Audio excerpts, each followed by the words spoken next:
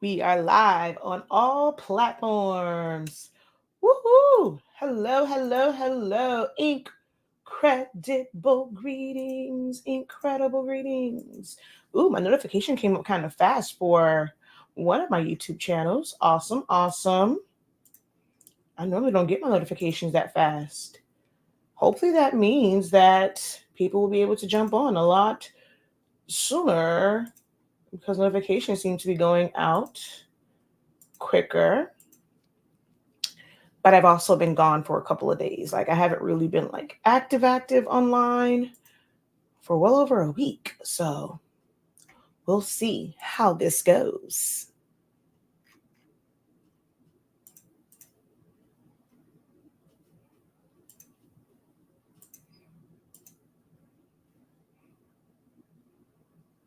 Aw, thank you. I missed y'all too. Last week was the kids' spring break, so I kind of took it easy to be more present at home, even though I was working on stuff on the back end. But I just didn't go live as much as like that because both of the kids were home.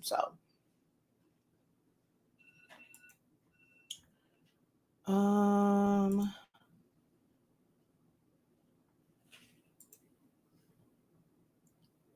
so let's see. All right, there we go. Now I can share this out.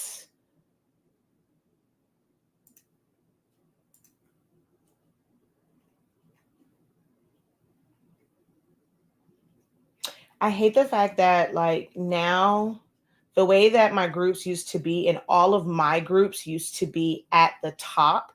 Now I have to go search for them to be able to share it out, which is kind of weird to me.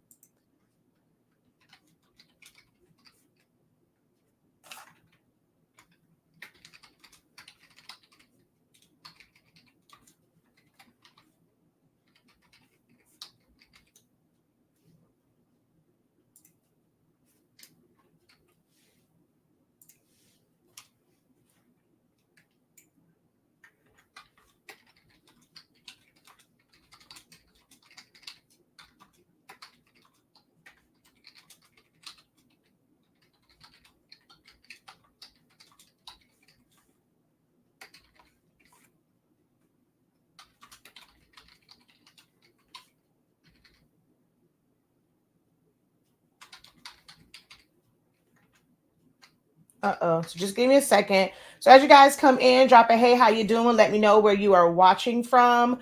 Um, we'll just kind of get it started too. So, some of you guys already know what programs and things that I pretty much teach from. But if you're new here, also go ahead. Let me know what is that you do in the creative space, and also what programs you use. Okay. Hey, Anthony, I'll talk about that. Anthony says, "Well, where have I been?" That's actually a trend from about two. That trend is probably about 2 years old now. It is not anything that is new. I think. Well, I'm not gonna say that because last year it blew up due to TikTok, but it had actually been around. It's probably been 3 years now. This is probably the third year that people were doing the vending machines. It was a lot bigger last year, and then, obviously even bigger this year. So, yes, definitely double tap the screen, give the video a like as you guys come in. If you're watching it over on YouTube, you will need to click out of the live chat in order to be able to like the video, possibly share the video out. Make sure that you are subscribed. Okay. So let me see. Um,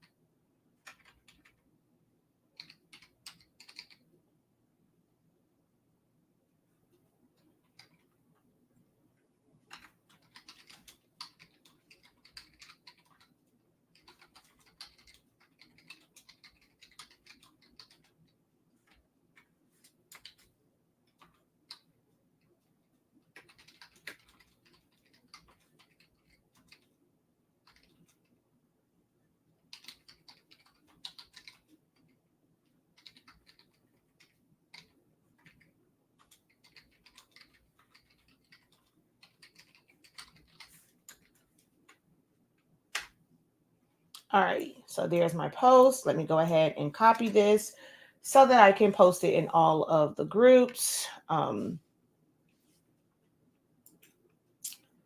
Let's go share. If you guys are able to share in a group, I would greatly appreciate if they allow for sharing of things like this. Would greatly appreciate a share. Oh, you gotta be kidding me. It didn't. I'm like, I know I hit copy, but it did not copy the post. Like, that is so annoying. So annoying. Now I have to go into my group to try and copy that post that I just made, because I hit Control C, but it didn't copy. I swear, technology. That's technology for you. If you are watching the playback of this, this is a live broadcast. So no, we do not jump right into it. I'm just gonna be very honest. I get so sick and tired, and I delete a lot of those comments where it's like, "Oh my God, there's so much stuff. Why can't you just get to it?" And I'm like, "You're watching the playback. You were here late. You didn't click on our live video and watch it live." So when I'm starting out, like, I can't just jump into it. We have to wait for an audience to build. We're doing intros. We're sharing things out, and I do all this myself. I don't have an engineer that is doing all of this for me. So I'm, on here, I'm sharing it out. I do act, and I have to do that part myself because I ask people to share. Even if you're sharing it back to my own groups, the more it's in the group, like, it'll help with the algorithm. So I'm not saying that you have to share it to your own page, although why not? You guys share so many other things that might not be relevant to everybody that's on your page, but it might catch the attention of someone. Or just even if you just share it back to my own group, that helps. Especially, some people don't like to add everyone, but if more people are sharing the same thing in my own groups, it makes it to where other group members can see it. And I mean, I would like for the people in my group to be a little bit more involved and be able to be on the broadcast. I like being able to answer questions and things like that from my group. I'm finding that the majority of the help that I am providing is actually to other groups. And I kind of don't like that. Like, I have my own community. Like, I don't mind being in other groups and helping out and sharing my knowledge and expertise in other spaces, but I would like to be able to do more of it in my own groups. I hope you guys don't think that my groups are just for me to share my live videos or just to promote, what we have going on here as a company. That it's essentially, it's a craft group. I laugh at that, and if you're new here, I'll tell you why the laugh came with that.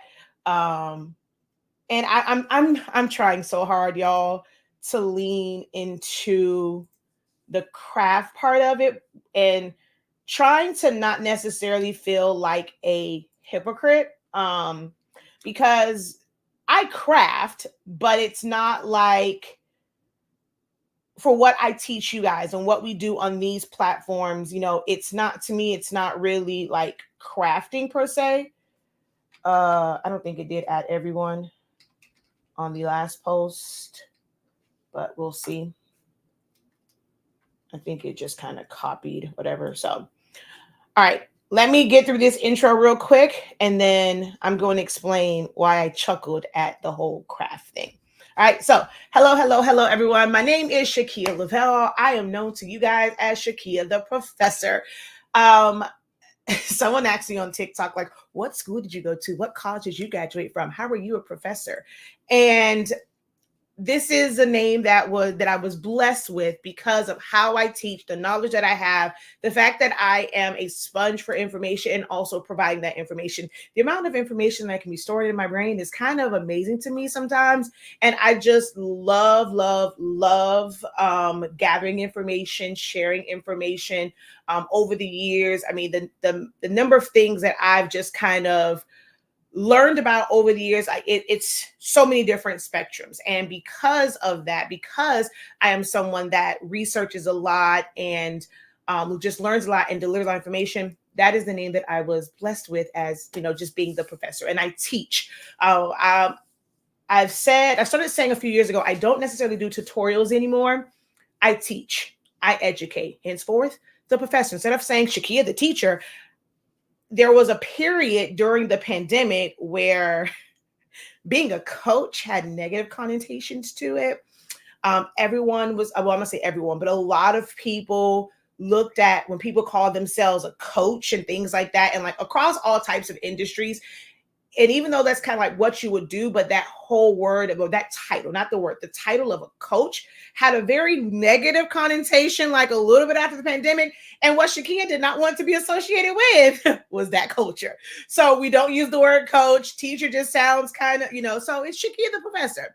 But I am well trained in the world of all things creative and crafty, design programs, everything from designing or doing things in like not Adobe, Microsoft platforms like Word.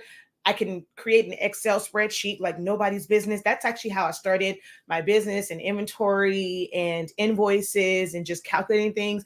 I would create these major, like these very complex Excel spreadsheets. I used to create access databases. I really, really dived into that. And I really feel like I missed my mark when it came to those things. I was doing it more so for myself.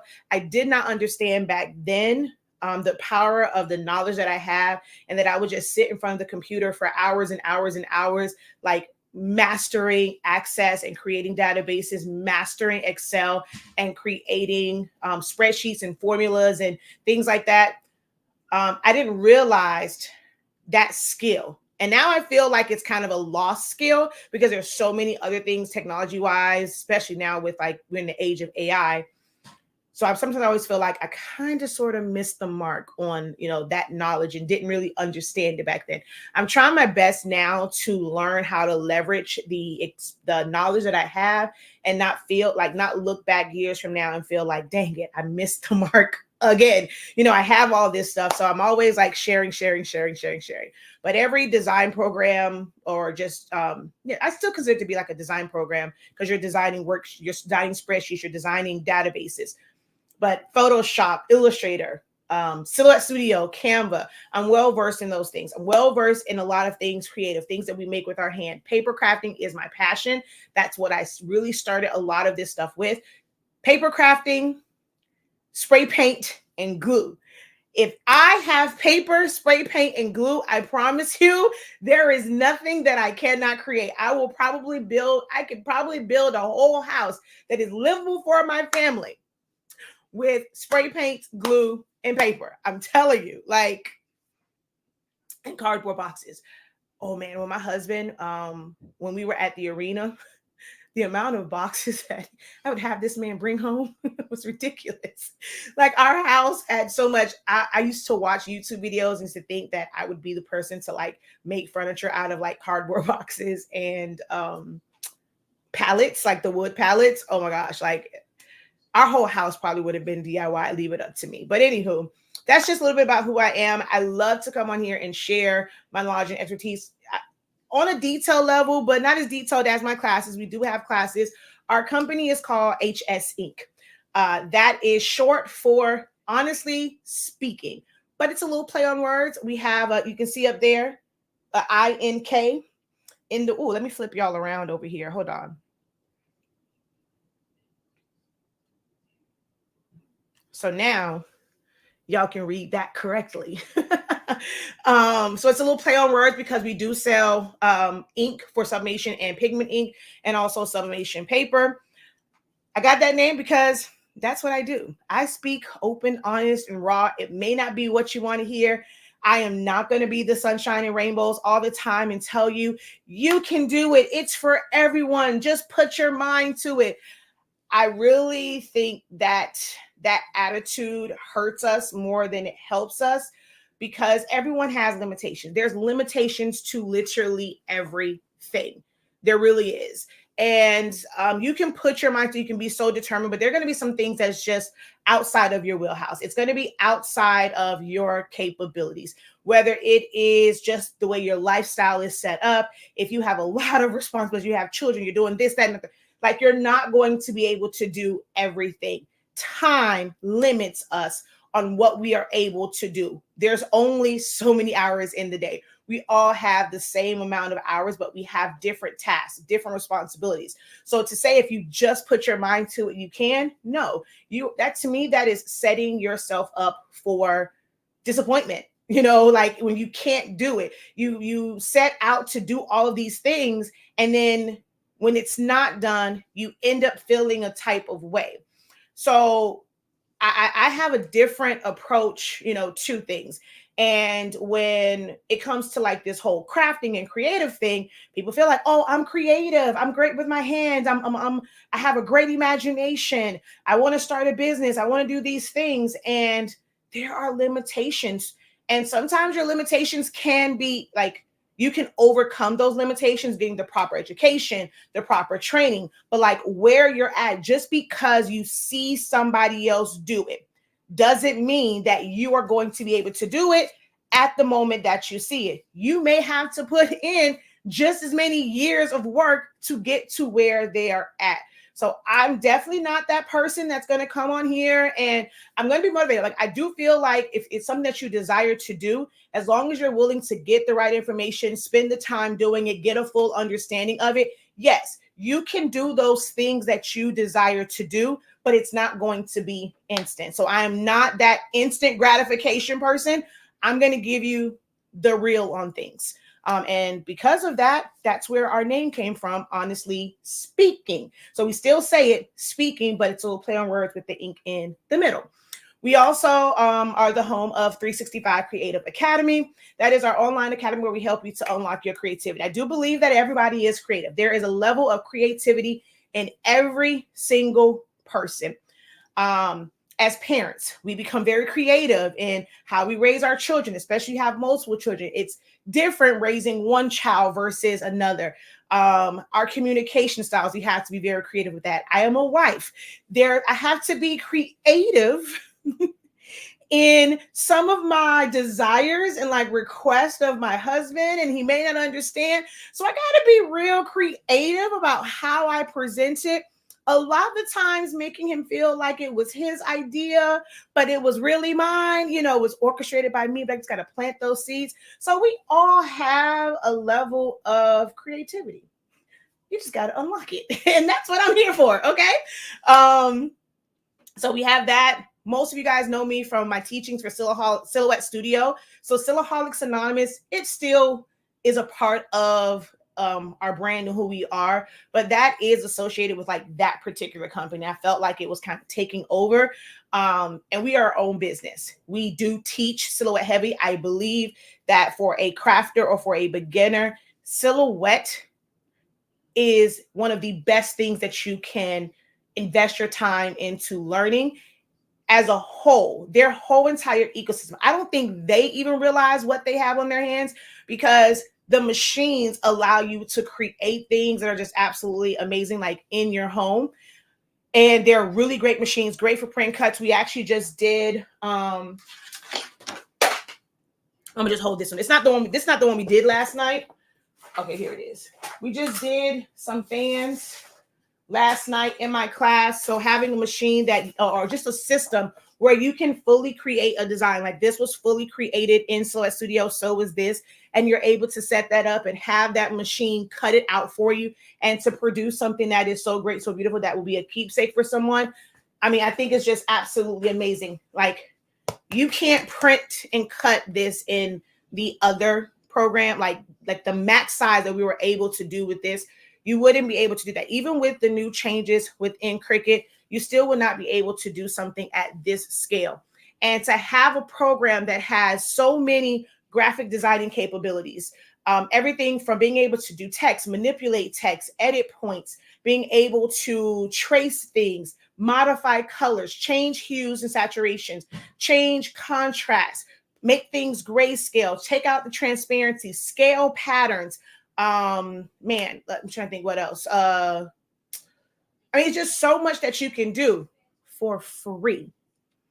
You don't even have to purchase their machine to download the program and have access to all of these design features that are in some of the like the industry standard, like top tier programs, they're packaged in Silhouette Studio. And then you combine that with the machine. I think just like their entire system is amazing. I just wish that they would market more. They would bring influencers in, like for real, who are doing amazing things. The things that I see people create with Silhouette Studio and their machines, 3D models, things for parties, things for memorials, just regular shirts, inspirational things, motivational, educational. I know teachers, I've taught teachers to where they've implemented this in their classrooms so that they can create decorations, they can create learning modules and things like that for their students. The possibilities are absolutely endless, and I will forever sing their praises, even though they don't acknowledge me, because for my community, I know the power of it. And I'm just here to share my experience. I started this 10 years ago. And I have been, 10 years strong. Every time I get a memory in Facebook, I'm like, wow. And to know that I've been very consistent with the messaging and not switching up just because trends and things like that change. That's the other thing. I'm not a trend follower. I will definitely set trends, but I'm not a trend follower for most things. So that's just a little bit about me. If you have never seen my content before, it's just a little bit about me. I'm on, I used to say I'm on all the time, but I am scaling back now. 10 years is a really long time. I'm always feeling like I have nothing else to talk about because I don't know what else to talk about.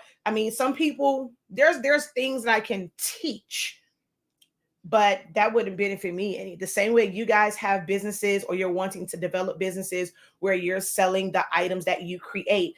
I create information. I create knowledge, and that is a part of our business. And I sell that information. I sell that knowledge, and I sell that expertise. So one of the things that I'm learning, I have to kind of be like Cookie Lion. I got to choose me. Yeah, she told Lucius. And that's one thing, like I had to kind of have a reset to really be okay with that. I had to go through therapy to really be okay with that. That I'm the same way that you guys are building a business. I'm building a business on just my ability to process information, and I can present it because I'm also a part of this community, this world of creating and like printing and stuff like that. I can present this information in a way where it's going to be digestible for a creative. You go other places and it's like, they're saying the same thing, but you don't quite understand it until someone who speaks your language can really break it down. And so I'm in the process, which this past 2 weeks has definitely helped with coming on and being just very intentional in what I do when I come on here. We've been working on like a directory of videos that I have already and just being able to direct you guys to that if you desire not to take any classes with us. But I really, really, really want to build. I've been talking about it for so long, but 365 Creative Academy just has to really grow this year online as well as in person here in sunny South Florida. I'm located in Miami Gardens.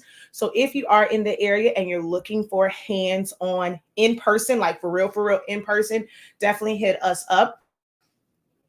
Info at 365creativeacademy.com or info at hsinc365.com. All right. So with all that being said, I see a lot of comments going. So let's just kind of see who's in the chat. And if you guys have any questions for me as it relates to anything creative, anything business-wise, I come on here to answer your questions. I no longer really come on as much to do full-on demonstrations, do tutorials.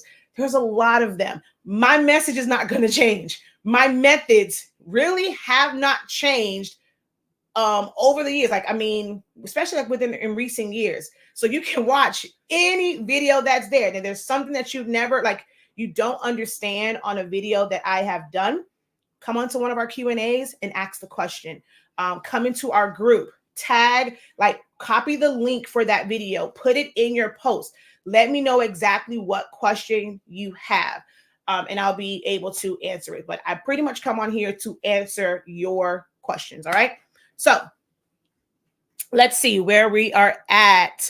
Hey, missed you too. Thank you so much, Valerie from Illinois. Missed y'all too. And there was the one I said, where have you been? The vending machines, I'm going to talk about that. OMG, I want to learn, but guess I missed the wave. Thank you for commenting. Good morning, Professor. I've missed you. Oh, y'all making me feel so special. Incredible morning, incredible morning, incredible morning from Hyattsville. Hey, hey, hey. Incredible morning. Hello, I am doing incredible, amazing. Hello, hello, incredible morning. Good to see you back on Preach. I know, he's not watching. Trust me, he's not watching. Your help and platform has helped me more than you know. Incredible morning. Hello, hello, hello. Alrighty, so over here, let's see. Incredible morning, everyone. I'm back in my phone. Okay. All right. Saw that one. If they're watching the playback, they can skip past this part. Exactly. Thank you for the shares and invite. Oh, we're up to 10 shares over here. Y'all be sharing over here from San Antonio, Texas. I make tumblers and run. Oh, barbecue trailer. I'll let you. Okay. Silhouette Studio with a dab of Canva. And that was from my city girl, period. Thank you, Miss Cheryl. Definitely tap, tap, tap. Let's see. Incredible morning. My dress is actually making it very hard for me to see the names. I literally would have to put my hand up to see some of y'all names because my dress is making it really hard. So Creations by Miss C. I feel bad for not saying y'all names, but I really can't see them. I'm like straight up can't see. I'm sorry. I didn't mean to send the invite. You don't have to join. All right. So 2 things. Why I chuckle at the word crafter. When I first started this, that's really what it was. I mean, I was a creator, I was a crafter, but I was also in this like for business. And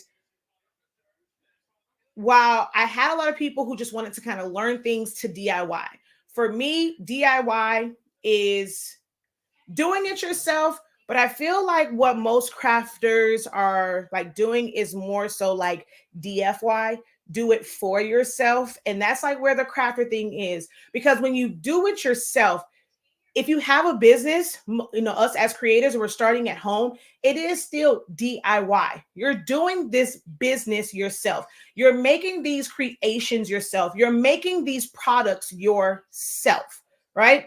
You are at the helm of it. The majority of the things for your business is done, like it's run by you, it's conducted by you. So it's not for you. It is you're creating it for someone else. You're creating it for profit. So I feel like crafters do it for themselves. They DFY. As someone that it's a creative and you want to have a side hustle and you have an entrepreneur spirit, you are doing it yourself. You're not going out and because that's a big thing too, to where people will order things from overseas and from manufacturers and they're going to buy it in bulk and they're just going to white label it, or for some they're going to sell it as is. They're not taking ownership of it. They're not rebranding it, repackaging it as their own. They're going to buy those products as is and they're going to sell them on platforms like Etsy or Amazon and things like that. They're not creating anything for themselves other than the business, but all of the actual items are manufactured in a factory on machinery. So they're not doing that themselves. A hairdresser is someone that's doing it themselves. They're not taking their clients and putting them in a machine and just programming it and the machine. They're not the Jetsons, right? We're not Jane and can just go in there, put it on, and it's going to do your hair, and then you just go down and you're done with it. They're still doing it themselves. They're braiding, they're pressing, they're washing, they're conditioning, they're perming. You're doing it yourself, but you're doing it for profit. So you're not doing it for yourself, it's for a client. So I have a different perspective on this whole DIY thing when it comes to business. Hopefully that makes sense to y'all. And during the pandemic, a lot of people wanted to learn how to make what they do themselves, take what they DIY and make money from it, how to profit from it. And they use this word of business. For some reason, there's this negative connotation on the word side hustle, which I don't understand why. Side hustlers can make mad money as well, depending on how much they hustle. You'll hear people who are in full businesses still say, I got to be in hustle mode. As an entrepreneur, to me, you're always in a hustle. It might be your main hustle, but you're always in hustle mode because there is no safety net. If you don't get sales, you don't have money. You can go and feel like you're working on your business. I can be on here for 8 hours a day, right? This is my business. This is no different than me going and clocking in. I turn on the camera, I go live. I can be on here for 8 hours a day. If I'm on here for 8 hours helping and educating, and not one person goes to buy our incredible sublimation paper that allows you to sublimate as low as 365 degrees, 30 seconds. This is lower temperature and faster than most of the advertising, like what you guys know, what they're advertising to you in the US, I will say. It's faster and more efficient. But if I come on here and no one goes to buy that product, if no one enrolls in classes, I'm live right now. They don't stop this live video and put commercials in it. So if I stayed live for 8 hours educating as people just come in, I can do that work and make no money. I'm still putting in the same amount of time that someone who can leave out their job, they're going to clock in. They do the same thing I'm doing, clocking into what is their work, their job, and they're guaranteed to make money. As an entrepreneur, you are not. You've invested money into equipment. You're paying that those employees, the factory workers, the salespeople at Best Buy and Office Depot and Staples, Amazon, all these people, the CEO for Epson and all of those, they created something, and on their job, they're making money because you guys are buying the equipment. You are buying the paper. You are buying the machine, right? You're spending this money without a guarantee of ever making a return on that investment. It's hard being an entrepreneur. It is a hustle. Now, for some, it's a side hustle because you have a 9 to 5. But when it becomes this business, right? So as a hustle, it's not, I don't say as much responsibility. It's not as many factors, right? So this is why in the craft community, you'll see so many people with their craft calculators, and the only thing that they calculate for is material and time. That's it. That's all they're calculating for, material and time. Then it's like they want to kind of complain about, oh my God, like it costs so much for these things. I know my value. I know my worth. These are things that I hear and see in groups all the time. But it's like, it's not your customer's fault that all you wanted to do was learn how to make the thing, right? You took something that you were doing for yourself and tried to monetize it. As someone that's doing it for yourself, as a consumer, you're going to buy it retail. The average person that's going to now rebuy, when you buy something, it didn't cost those companies whatever a dollar amount they put on there. It didn't cost them that. It cost them way less than it cost them pennies. With something that costs $100, it cost them a couple, tens of dollars to sell you this $300 printer.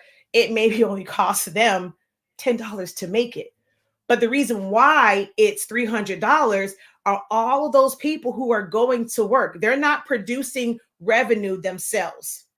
They're getting revenue. They're getting a paycheck off of the item that is being sold. So something that costs $10, now it's $300 to sell it because the long list of people that have to be paid.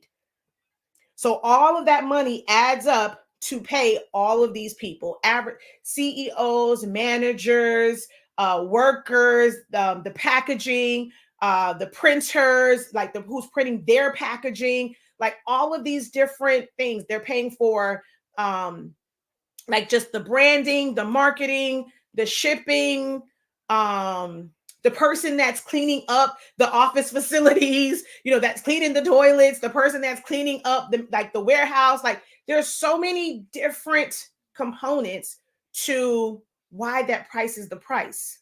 But crafters only think about the equipment, the supplies, the labor. And half of you guys don't even consider the labor, especially when it comes to design. A lot of crafters only think about the physical thing. They don't think about their design time. They're not including that in their pricing because you can't get to the thing until you design it. So is that design time not worth something? And so many crafters put such a low value on that time.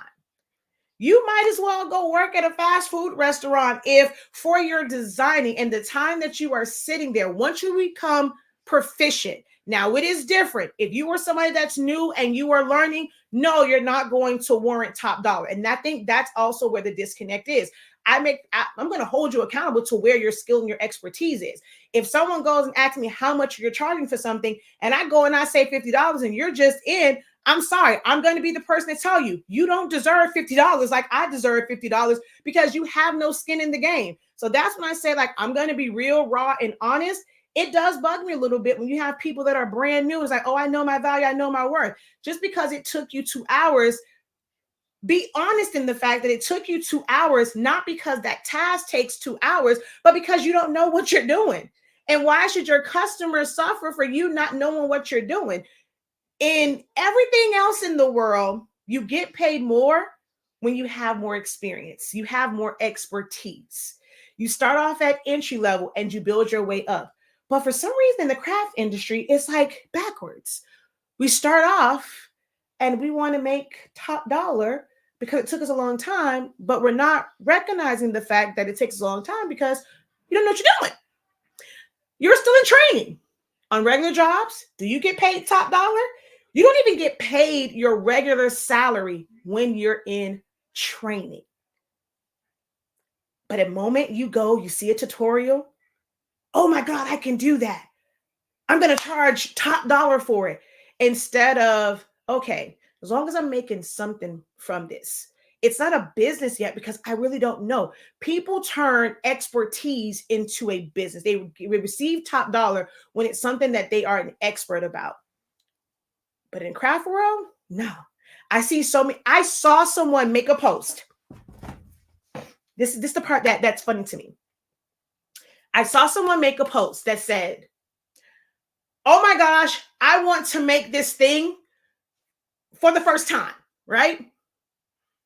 And because they have this community, oh, and when you do, we want a class.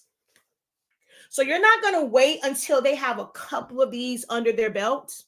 They really understand the kinks and things. So you want to pay for a class while they are learning. So where they don't even really know like the best adhesive, the best material, the best this, the best that, or the best techniques to be able to do this efficiently. They're probably going to teach this class and take forever and a day for something that really only takes a small amount of time. But I mean, their heads are being boosted up. Like, we live in this world to where I feel like people are so desperate to make money that just because someone shows a little bit of experience in other things, the moment they do something new, you're jumping on it for them to teach you and they don't even know. And I was like, this can't be real.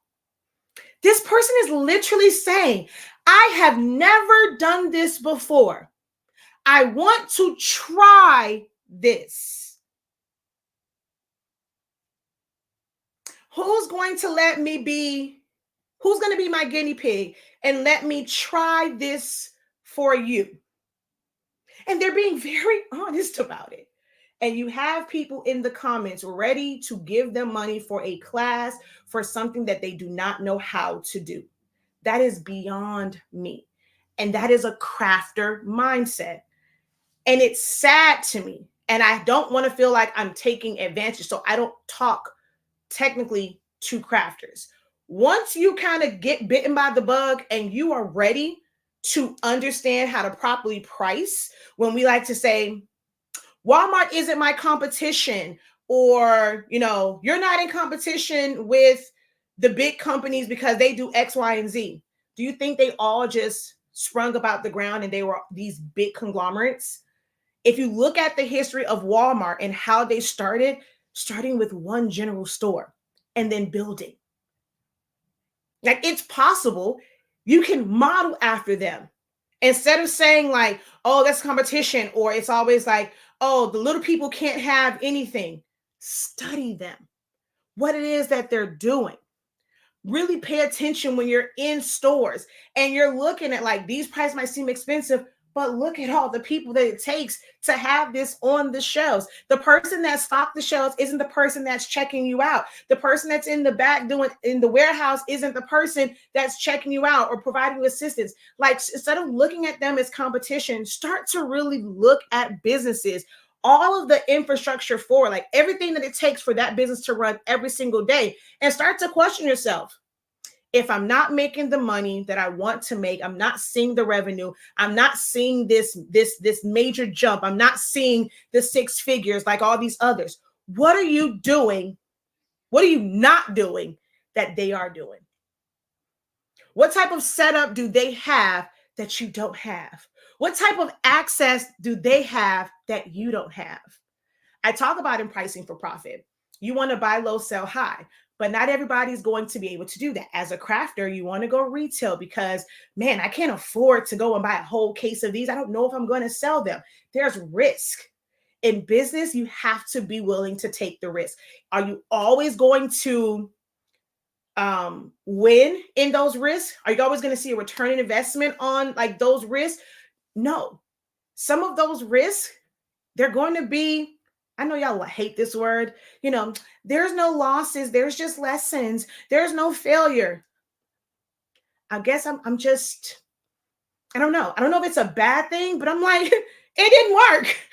According to Webster, because you know how y'all like to go and correct people on post and be all correct and grammatically correct. Those are the same people. Oh, there are no losses, there's just lessons. Well, if we look up the definition of what a loss is, what a failure is, and these things, what the guy does, by definition, it's a loss. You didn't gain something. You put something in, you didn't gain. So now, not gaining on that, you took a loss. Can there be a lesson in the loss? Yes. But to say it's not a loss, it's a lesson, no, it is still a loss. It can still be a failure and you can learn from that. But it's like we want to be so super woke and so super motivated that it gets us nowhere.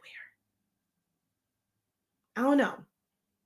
So, yeah.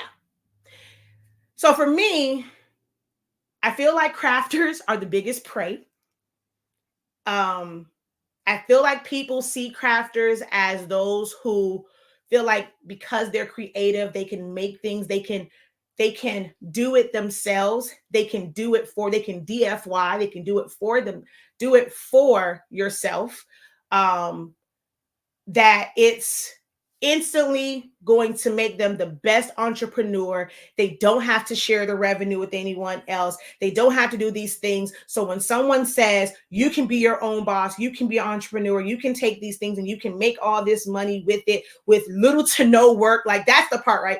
It takes a lot of work. I am not saying that you cannot make it, you cannot be successful, but it takes a lot of work. It takes a lot of sacrifice. You are going to sacrifice time. If you are somebody that still likes to go out, party, have your life, have your freedom, then this isn't the life for you, because when you're really locked in to how to get your business to grow, you're going to have sleepless nights. There's going to be events that you miss out on. There's just going to be so many sacrifices. And that's the biggest thing for me. I feel like crafters don't want to make sacrifices to actually build a business. So I don't really care for that word. I know what some people like, they'll say, oh, but we're crafting. I saw someone in a group literally just now.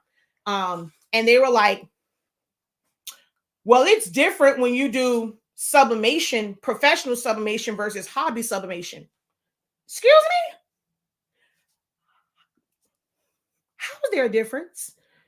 Please explain to me. And I asked the question. Explain. What is hobby sublimation? What's the difference?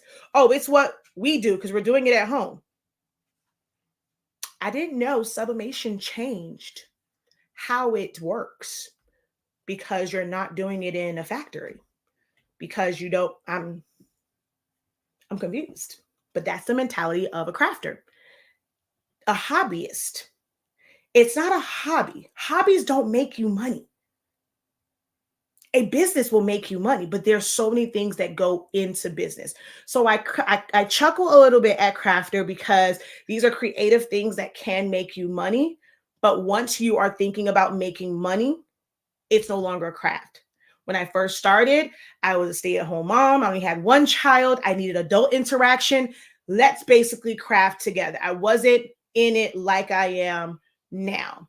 Yes, let's craft together. Okay. There's a lot of things that I will do, and I just craft them. I do them for myself. They are my happy place. But once you turn that thing into a money-making task and you are monetizing it, it's no longer a hobby. It's no longer a craft. When my therapist, well, what do you do for fun? And I'm like, I like to teach. She's like, but isn't that how you make money? I'm like, that's my happy place. I get on here, I do live videos, I help. And she's like, but isn't that how you make money? I was like, yeah. I was like, but when I do live videos, I'm not really making money. Like, that's my happy place. That's not a hobby. You have to disconnect and go back to the thing. So I'm like, this year I might go back to teaching. I mean, not teaching, to coaching cheer. But then I'm like, I have to prep myself because I'm like, that is from 6 to 8. So if I go back to coaching cheer, the majority of my classes are taught at night. Cheer practice is every single day, Monday through Friday, from 6 to 8. Depending on which team I get, a game is on Saturdays. So now I have to, like, that was my hobby, like just coaching cheer, doing those things. And I'm like, now as an entrepreneur, when the majority of my business and what I do is at night, I now have to figure out a hobby that I can do during the daytime. That's been a struggle for me. So know that you're going to give up certain things, and business is not crafting. It's not a hobby. It's a totally different lane. And I've dedicated the past 4 years to helping those who want to go from hobbyist to a business or even a side hustle. I think your side hustle can be very organized. It can be structured. You can have systems. I'm teaching my soon to be 13-year-old, he's 12 now, about that very thing. He started a slushy business. So they have B-Bros Enterprise 365. They have what's called their heat beaters, and just teaching him about that, starting small. He wants to just go, but it's like starting small. And because when you start small, you're able to track things better. You're able to document things better. You're able to see the systems. But once you're in it, you feel like when you slow down or if you have to take a step back, you're going to lose. So now, even with my son starting this, I'm like, I want to create a community for those like, no, you're really just starting. You are really just starting and you want to get those systems in place, and you're not in a hurry to just make money. You're not in desperation mode to make money. My newer programs won't be for those who are in desperation mode. You have to be willing to get that education. What's his name? Myron Golden was just on, Social Proof. I just finished up the first one. And when he was saying for a doctor, technically, they're in school 22 years, he said, because they can't just get to college, or unless like they're a super genius and they kind of graduate early. But the average person is going through 12 years of school, from kindergarten to 12th grade. Then you have 16 for undergrad. And then you have masters and doctorates and all those different things. So it can take some 22 years to master and be this great, doctor and things like that. Like, it can take a really, really long time to get to that level. And they weren't making money. Like, they took the time to learn and understand science and all these things and build on it. But I'm just finding that so many crafters, just because technology has made it easier, it's giving you easier access to be able to print in home. to be able to cut in home. These were machines that were not available really for in-home use because people want to have a couch. You want to have a living room, you want to have a bedroom. So you weren't putting this big equipment in your home unless, you were never going to entertain people. Or it's like, look, hey, just move those papers over a little bit. Just make you a little spot right there to sit and talk to me while I'm doing X, Y, and Z. They've made it easier and made it compact to where people have this illusion that now it's super, super easy. They just solved one problem for you where you don't have to go out and work in a factory. You can start at home with, like doing these different things, but it still takes time to really understand.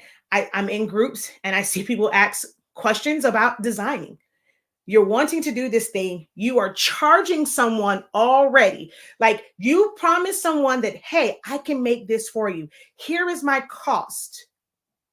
But you are in a group. I'm not saying that you can't ever seek help because, we'll do things like, man, I know there's to be a better way.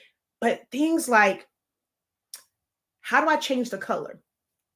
How do I add an outline on this? Can somebody remove the background on this for me?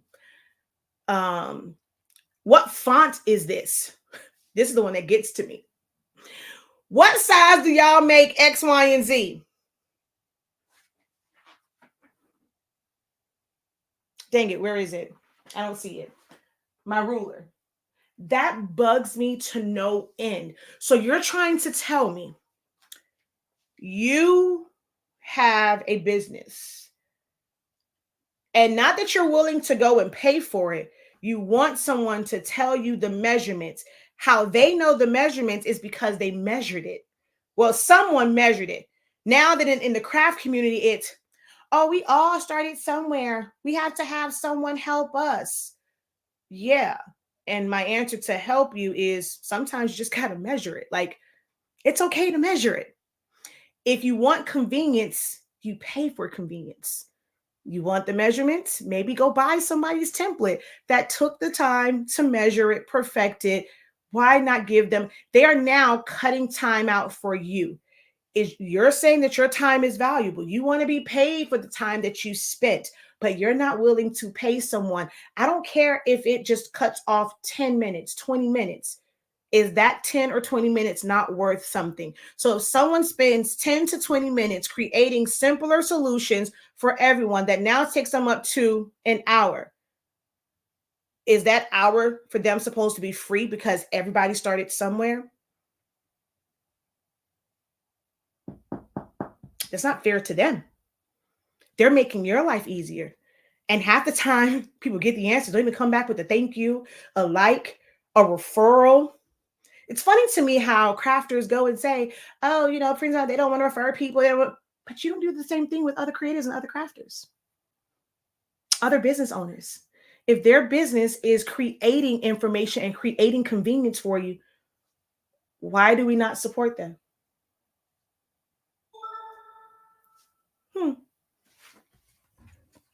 All right. So,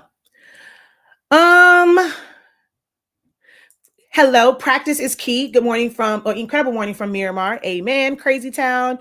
You have to research. You have to research. And a part of research is asking questions. I come on here and I say, what questions do you have? So you guys can't tell me that you do research on stuff when someone's saying, hey, what questions do you have? Even if it's a second opinion. If it's something that you researched and you felt like you had the answer to it, there's nothing wrong in asking that question again, because someone might have some insight that will make it a little bit easier for you to digest. You can ask a question, you can go look at something online and you're like, okay, that's the answer, but I don't understand how to apply that. I don't understand how that applies to me. So when you ask it again of someone, see if they have a different perspective. People ask me about printers in groups, people are going to tell you, go get this printer only because of how it works. They're going to recommend a 15,000 and 8550 because it's large format. Oh, you can't do anything. You're going to want a large format. That's not the case for everyone. If you know me, I don't like large format stuff.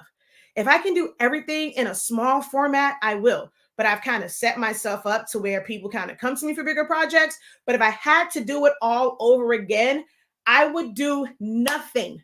Absolutely nothing that was over 8.5 inches wide. Now I can go longer, but I would do nothing, absolutely nothing that was wider than 8.5 inches. I'm team small all day, every day. And so when I hear people say, oh, you're going to want a big one, or this whole thing like t-shirts is the holy grail.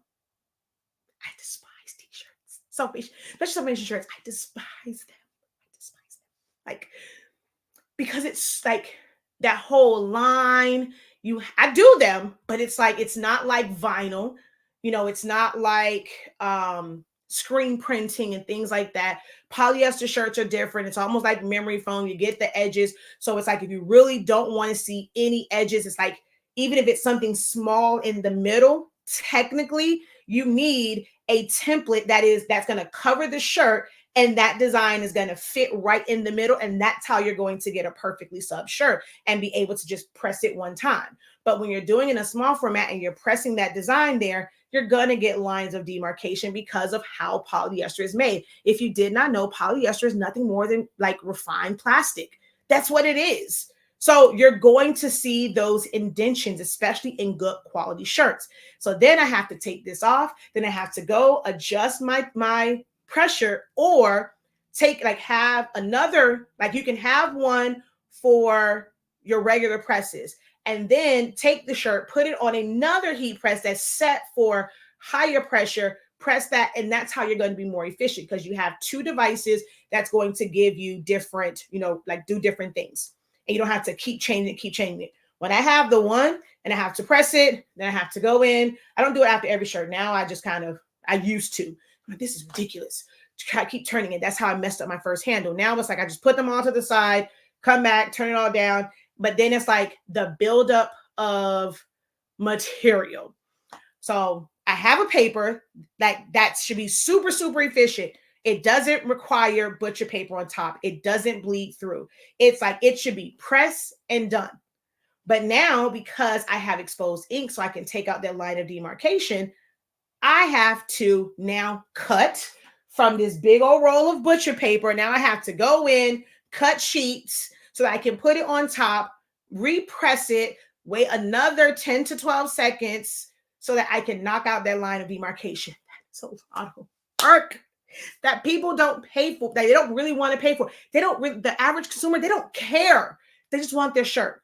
They know that you are giving them a shirt that has some design that I'm going to wear one day, but not knowing that all of these little things add up to seconds that I need to account for. It's not, although you can press it in 30 seconds, it doesn't just take 30 seconds to complete it.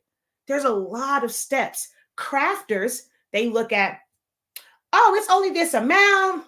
I can, even if you're using, honestly speaking, right? I've made it bad for some people, right? Because now it's like, oh, I can do it real fast. I got Shakeya's paper. I can press in 30 seconds. Like, I'm making bank. I'm making a profit. Like, but did you think about how you had to order that shirt, check that shirt, take that shirt, put it on there? Yes, you're applying the design in 30 seconds, but from box to heat press to packaging them and everything else, you're probably spending a minute to 5 minutes on a shirt, and you didn't bother to calculate for that time. I don't teach that way. So when I'm teaching about business, I'm going to scare you. You're going to be like, no one's going to pay for this. But you can't in one breath say, I know my worth, I know my value. But then when someone really shows you how you are devaluing yourself because you're not calculating for anything, oh, I could never get people to pay for that. Why not? They get you to pay $300 for a printer? Aren't you an American? Or not saying American because I have people all over, but are you not a human living on this earth that have to pay for things? Did they negotiate the price for that printer? Did they negotiate the price for that brand new cutting machine that you got? Now, if you got it off a marketplace, but did they negotiate that with you? Do you get to negotiate the cost of eggs and be like, it's not like the Circuit City commercial. Last week I brought this.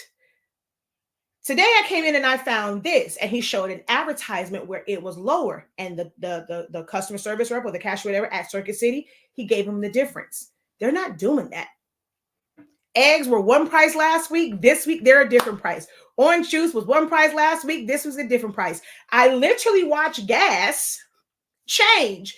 As I was sitting at a light, the price for the gas changed because the guy was there putting in the gas. Once they were done, because they now paid more for that gas that's now being put into the ground. And once that new gas, they're going to get this invoice, and this wasn't the same amount as when the last time they came, they don't add it on. The moment that guy finished, I'm at the light and literally saw the price of gas change. It's like, damn. We don't go and negotiate and say, damn. Hold on, I got to reset over here.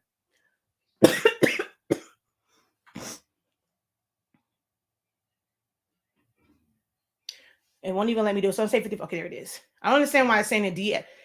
We've detected inactivity during your live. I don't know if it's because like I'm not. Do I have the double tap on the screen? I don't know.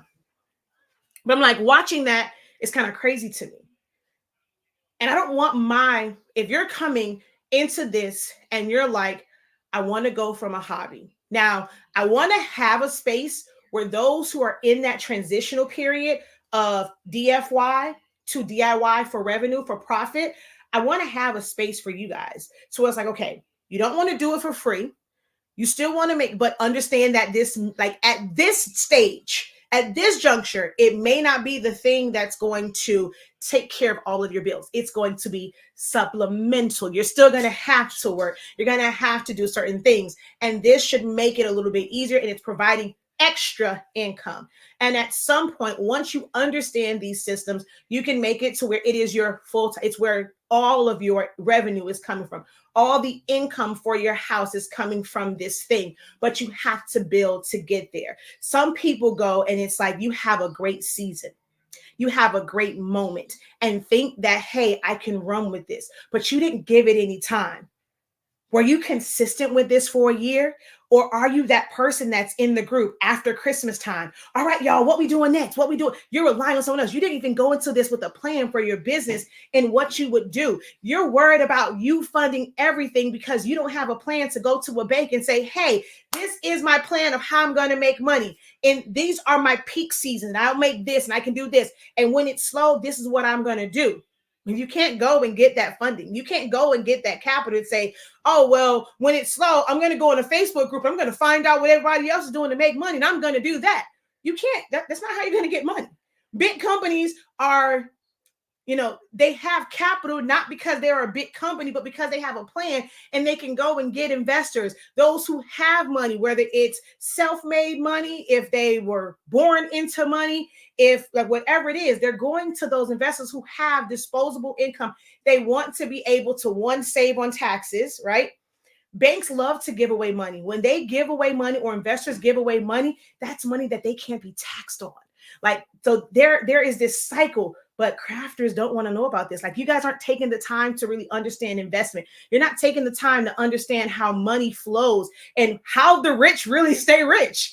How do they avoid paying taxes? We as consumers who are trying to get a small portion of the money that flows. We don't want to always be the person that's giving out money. You're trying to be a part, be a part of that world where money is coming to you.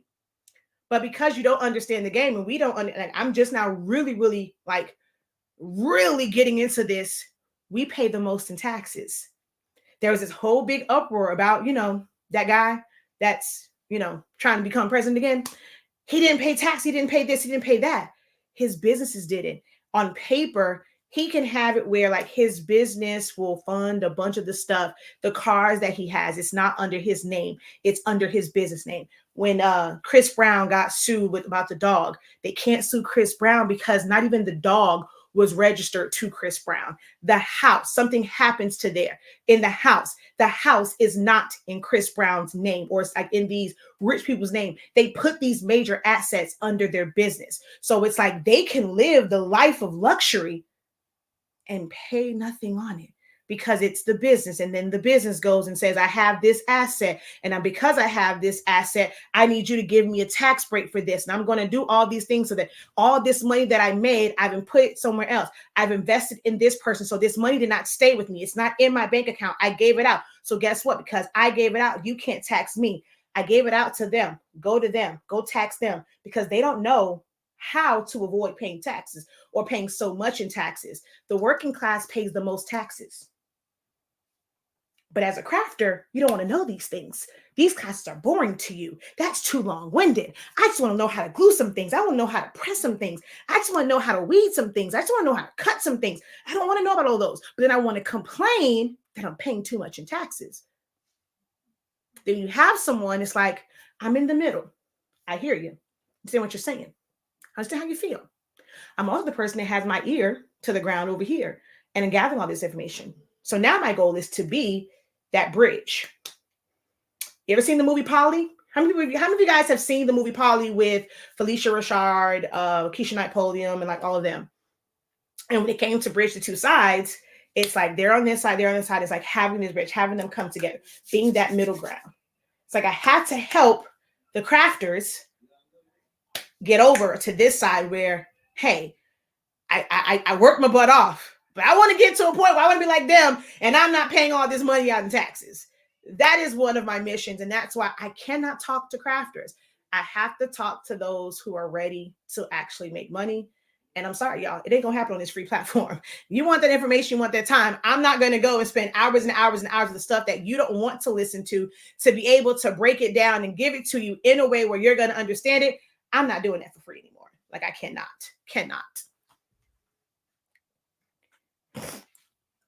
It's the mindset. Yes, I have multiple classes from Creative Academy, and my products I have grown in style, and my friends have noticed. Awesome. Preach, professor. I ain't gonna say I'm preaching, I'm teaching. Okay. Let's see. I'm educating. I know you answered this question before. I look for the video that shows how to put Silhouette program on a new computer. Can you please? Okay, so I think you're asking the wrong question, because to put it on the computer, you just go to silhouetteamerica.com and you just download it. So the program is the program. Now, if you're trying to figure out how to now add your upgrade because you paid for a designer or you paid for business, that's different. And that's when you go to help and then activate and then just log in. And there you have it, folks. All right. So let's see. I don't want a big business, but I do want a successful business. That's a big one. Oh wait, hold on. I got to go back. You actually wrote a lot. Hold on. Let me go back. Let's see where I was. Girl, you wrote a lot. Hold on. Shoot. Hold up. Let me find it. Where'd you start at? Drop those cities and states as you come in. Thank you so much for that. Truth. I gotta hold my hand. I can't. My dress is making it where I can't read anything. That's just like so many people buy printers and cameos and never take them out of the box. Well, sometimes now if you bought them at regular price, well, you know what? I watch the cost of Epson as demand grows for them. And these big companies and these companies that are supplying us, trust and believe that they have people in these groups and they're seeing how people are moving. They're seeing how people are recommending stuff, and they're going to end up hiking up the price. So I'm learning now to not fault people if they got a printer or they got a machine and it's still in the box, because they probably got it at one of the best prices. Seeing how much the F570 jumped was crazy. Seeing how if you got it, like, there's really no major difference between a Cameo 4 and a Cameo 5. But the price jump for a Cameo 5 is way different than the Cameo 4.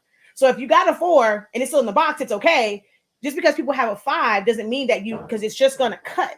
So you still got a better deal. So I'm learning to give people grace on that, because sometimes it can be a smart business move, right? I have plenty of printers that's still in the box because I knew the printer that I wanted. I have two 7720s that's still in the box. And they're going to stay in the box because until I need them. So I'm learning to give people grace about that part of it, because they may just not have time for it. But it was a good investment at that time for the price point, because prices will only continue to go up. So if you have the money to get it and you have a plan to use it, you know what you want to use it for. If you have the money, I say get it, because when you're ready to use it, it might be double well, 50, a 50% jump, double the price or whatever. So I say get it.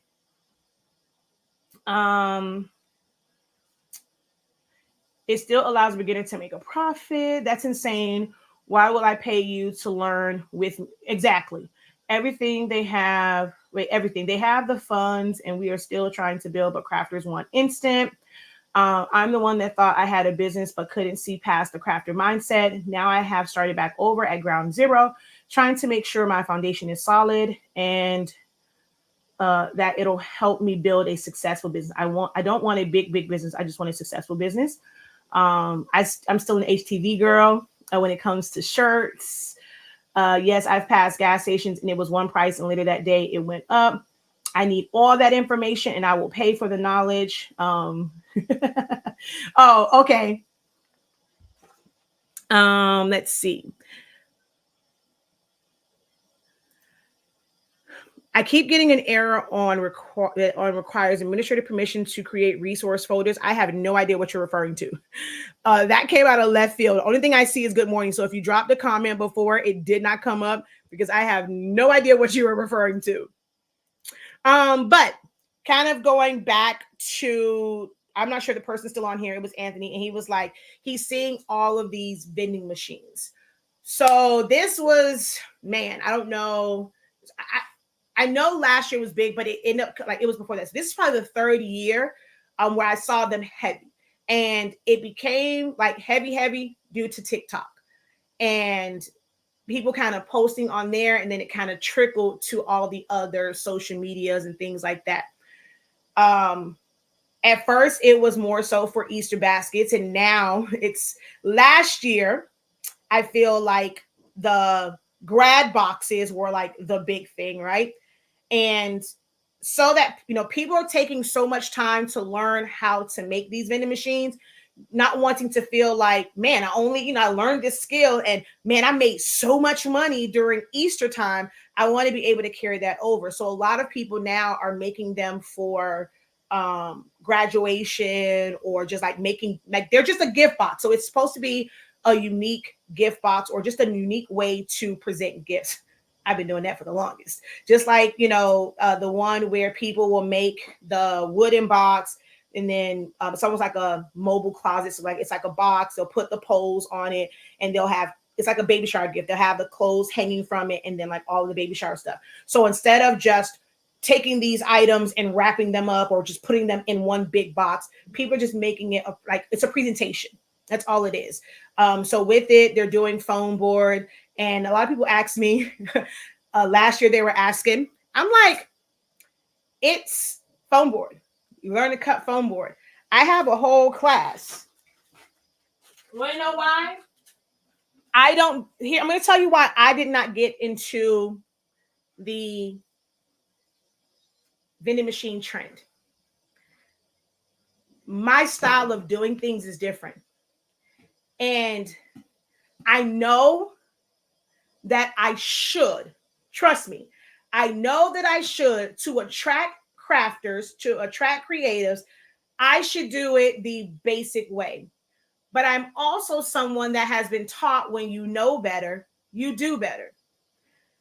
I saw people cutting those things and those edges were rough. And I'm like, and y'all are cool with selling this?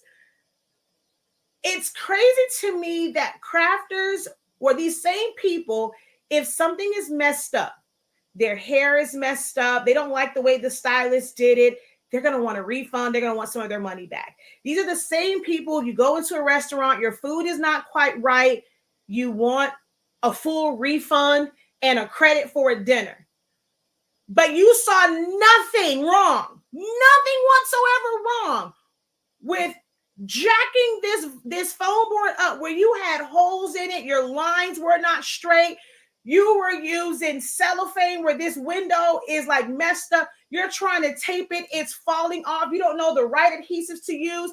You're being cheap. You don't want to use double-sided tape. So you're trying to tape it. You're trying to glue it, trying to do but you're the same one that will complain and want a full refund if something is wrong. But you created something, knew that it was not right, not even close to being right, but you wanted to be paid top dollar for it and don't question you about it. How that work? So, for anyone that's ever taken a foam board class with me, if you look at this foam board, what you will not see, so this is what foam looks like. Most of the vending machines, you saw this. You saw that thick part right there that had no print on it, nothing like that. Well, Shakeya don't make them that way. You see that? Do you see any foam? Do you see any foam on the sides?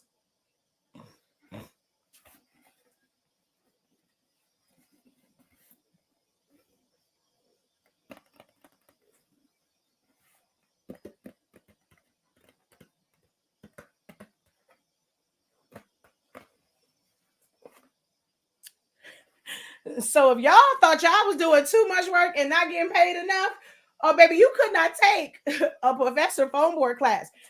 I've had people go and they pay for. I have a foam board class. I have a foam board 101 class.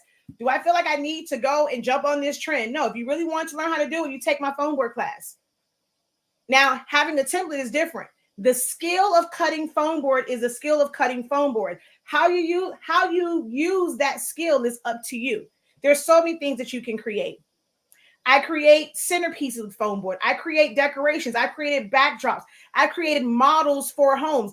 My son's projects for school that teachers want to keep forever, they're made with foam board. My son had to do a tree house. I took a foam board base. I put it on top of a real tree branch, had the tree branch going through because it was a tree house. My baby's tree house had lights because I put a solar panel on it. We're supposed to make a solar panel just kind of, no, I went to the Dollar Tree and I took a real lamp that was solar powered. I put that joint in here. I don't play. I don't know how. I'm not your average crafter. I go overboard. So, yeah, I've used this to make gift boxes. Some of you guys saw the one I made for my grandmother for her 91st birthday. Some of you guys have seen the tower. Some of you guys have seen the posters. Some of you guys have seen the big cutouts that I have made from foam board. Look at those cuts. Okay, so learning the skill of cutting foam board, that's a skill. Now you take that, you know the measurements, you make measurements, you cut a window, you have a vending machine, and you would have one with clean lines. But as a business person, I also understand that most people, for something that they felt like was just for one day, it wasn't value. It takes time, it takes skill. And if me making a small box like this is one thing, no window, kind of cover it. But now we're doing it at these large scales and have to put stuff in it. You got to put hinges on it. You got to make sure that it closes. You got to do this, do that, cut this, make sure that, you know, the whole, like it opens and closes. It's like some people did the templates and because they can't cut, it's very evident that it's messed up because you made the template. It had a black border around it, but because you cut it, you didn't use the proper ruler with a foam or with a cork on the back. If you're not going to use a T-square and use certain things, the best ruler for you to use would be one with cork on the back so that it doesn't slide. You're using a metal ruler, you're using a plastic ruler, and you're wondering why it moves, and then your blade goes like this, and I teach skills. I'm going to tell you the good, the bad, and the ugly. Why you need to use this thing. Now, if you don't care, you just want to use whatever you have, then you have to be okay with the results. And it may not be something that's worth top dollar. But I refused to get into that because y'all gonna feel like, oh, I don't need all that. She talking too much. That's some stuff. Like, just show me how to cut the board. Just show me where I'm supposed to go to print. Okay, that's why you just go to other folks and you get what you get. But I refuse to because, yeah, my skills are a little bit different. And once you know better, you do better. And I can't go back to that. Like, I just can't.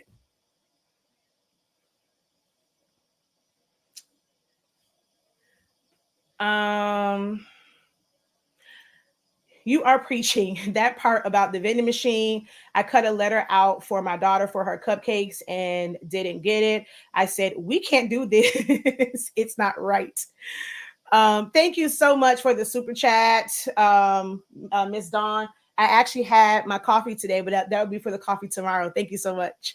Um, I will never do something or sell something that doesn't look good or would not buy it. So it's like when you're learning, it's okay. I don't know if y'all think I'm lying when I say this. Like this, I'm very consistent in what I say. My family can vouch for me. Before I started selling it, I mean, they once I would do it, they would give me a tip. I would make money off of it, but I would at least have them. Okay, the material is the material. I'm not going to eat that cost. You want this, but I need to learn this. So when I first started out, and I have a bunch of content, and I took pictures and stuff, but it was me learning. Like, I mean, some of my balloons when I first started and trying to do things the DIY way, where you're like getting a bucket and you're thinking, okay, gravity, cement. Let me just put a pole and put cement. Well, actually, I didn't do that. That was the one they had, but it was all leaning and stuff like that. And it's like it took time to really get to the point where I understood, like, trying to DIY stuff. And then you're like, you give up and you're like, you know what? There's a reason why these cost that much, because I'm starting to realize, although it's a great way for me to get started and understand the skills, once I turned it into a business, I wasn't using those methods. I went with more of a professional type method, or at least, or kind of sort of the DIY way of it, where I remember when I mean, it's, man, if I can take y'all through the journey of when I started doing balloons and how many different bases I used and how bad it was, understanding there's a difference between a base for indoors and out. Like, man, if I can just take those who want to do balloons, like, I could go through and tell you some horror stories that will actually help you, because you're going to probably identify some of the things that you're doing. And even if you're not ready to implement it, you'll understand, okay, I got to work my butt off so that I can get to this point and I can invest in this type of equipment and not keep trying to piecemeal everything together with dollar stuff. Like, there was a time, and it's funny that how 25 cents changed for so many people. There were so many businesses that were trying, like, people were trying to build them off of the dollar store. I was one of them. And then it's like, damn, that's where my thing of, you can't save both. You can't save time and money. Your one is going to make the other one more. So if you want to save time, it's going to cost you more money. If you want to save money, it's going to cost you more time. You cannot save on both. Having the correct tools is very important. Because of the foam board class, I already had the proper knowledge and equipment. Yeah, because see, those who took my foam board class, it's a whole lot. It's so much more than just an X-Acto knife. And then the ones who were trying to cut it with the hot knife, I was just like, oh no, don't they know you can't cut through paper with that? Like, there's no easy way. The only easy way to cutting foam board is to then have a CNC router or certain types of laser cutters. But if you're doing it by hand, there's no easy way. And it's going to be something, because you're cutting it by hand, it's going to take you a lot of time to do it. And your time, how can I say, because I don't want this to come out wrong.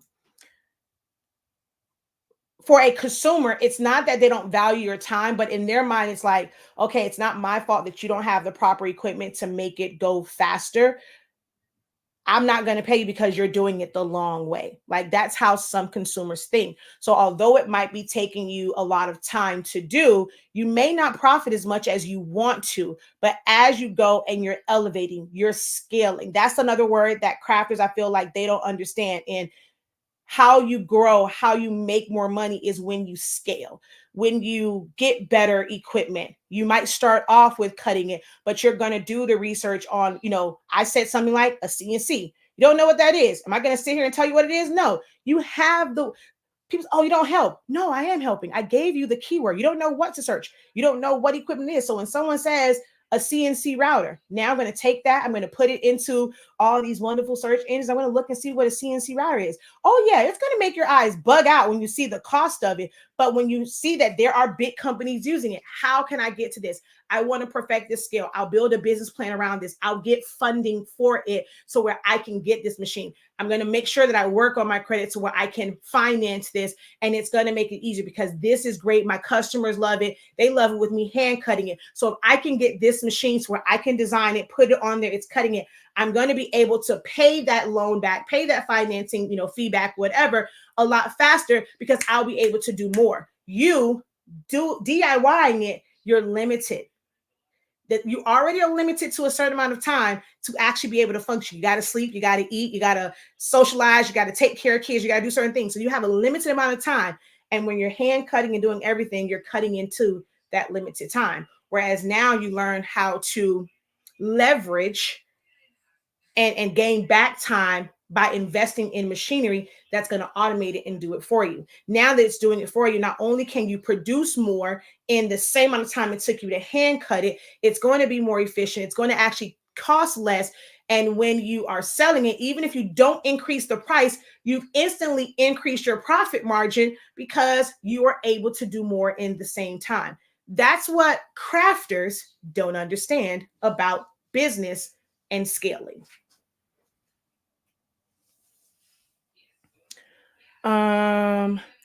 The only classes are yours. Others charge a fortune and they say, I'm learning with you.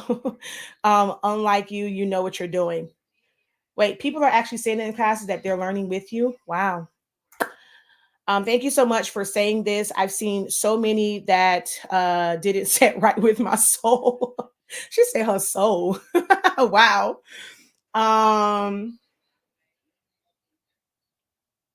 Some of them edges look like the foam board was folded and torn. Ooh, yeah. When I started learning, I made shirts for people, but I was only charging them for the materials. Yeah. And once I grew in my talents, my prices grew. Looking back at the shirts I used to do versus now, I can see my growth. Yeah. I mean, that's what I did. I started out just having them pay for the material, and doing that, it allowed me to properly price or put an amount to my time. Like as I'm doing it, and when I'm, the first couple of times I'm frustrated, I'm running around, I don't have the material, I need this, I need that, I need this, I need that. And you're trying to do all of these things. I'm experiencing that with MJ's business, right? Well, the boys, because Zani is definitely part of it, but MJ's at the helm of it. And all the little things that I've had to go in and purchase to make our lives a little bit easier, especially when we have this rush of kids, thinking about how we want to scale and grow past just the neighborhood kids. And you need different things. But he's at the starting phase right now. And I told him it's okay. $1.50. And he feels like he's burnt out and like, oh my God, this is what I made, whatever. Yeah, but as you grow and you do different things, you'll be able to do it faster. It's not going to seem as long. You'll clear that line faster when you get more equipment. We're up to 3 blenders now, thanks to Miss Wood. For what we want to do, I told him, and the type of blenders we're getting until we can get to a point where we get like the ones that are in smoothie shops, that cost like $800. We're kind of working small with $100 Ninja blenders. So I want to be able to get one more because I really want my blender back in my kitchen. So yeah, I feel like he needs 3 blenders, and we need a couple more of the blades, and some other things that we have to get for it. But I'm like, it's starting and start up and just knowing how to scale and really seeing these things to where when it's time to increase the price, he understands that. So he's making just enough right now while he's learning the business, learning about marketing and learning about selling and pricing, learning about equipment and inventory, learning about systems and how he has to make things, how to batch make his syrups and things like. So we are learning, and yes, we are charging for that, but nowhere near how he's making them the time. $1.50 for that 8 ounce or 10 ounce is definitely not enough. $2.50 because he's like, man, for 2 hours and like, this is what I made. Yeah, because you're learning. So that's a journey that I'm on with my son. We're actually documenting it. So at some point, you guys will see it after the fact. You won't see it. We are documenting a lot, but just because we're documenting it now, we're not showing it on the journey. Once we kind of get to a certain point, all of that content will be released. You'll hear me talk about it here and there, but as far as the actual video content, that will be released after the fact. So, but yeah, definitely start out with doing them. This helps you understand the time, how long it takes. So we're monitoring like how long each order from the time they give it to us making it, what things are going to make it like easier, things even like just ice.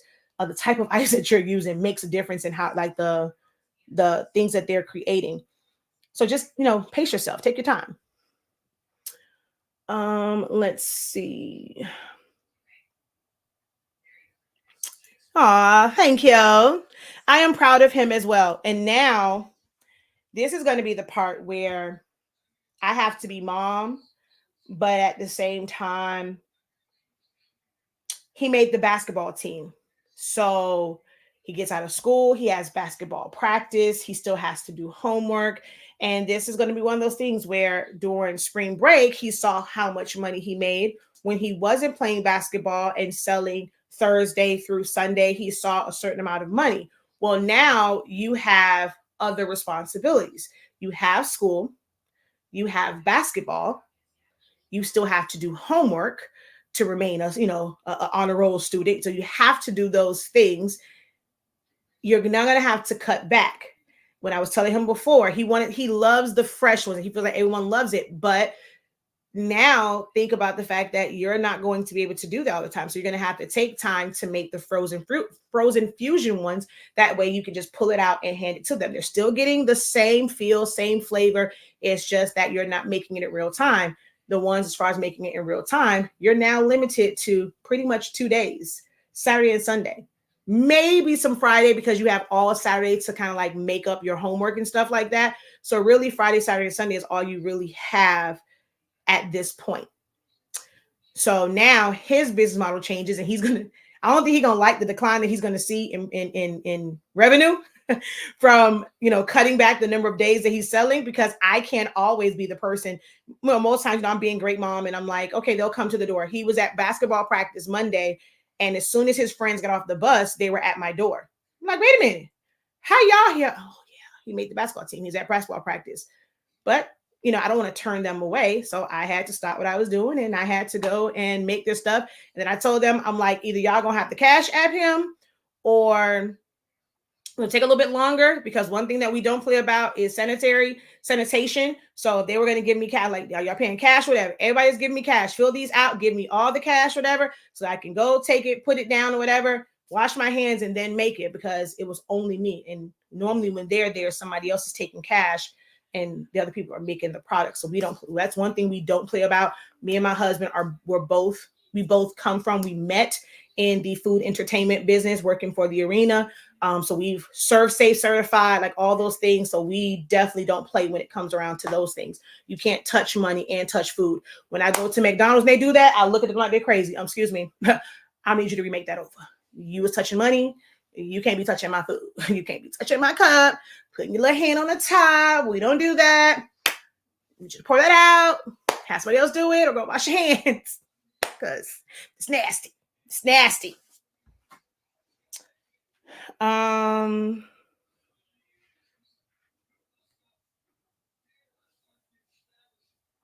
Wait. What'd you say? Hold on. Okay, I think some questions are missing because you said, sorry, typo, correct. It should have said CNC. What happened? I don't see it. So I see that one and I see that one. So any comment before that must have been filtered out. I don't have a comment before this one. I'll ask you to wash your hands real quick. I know, right?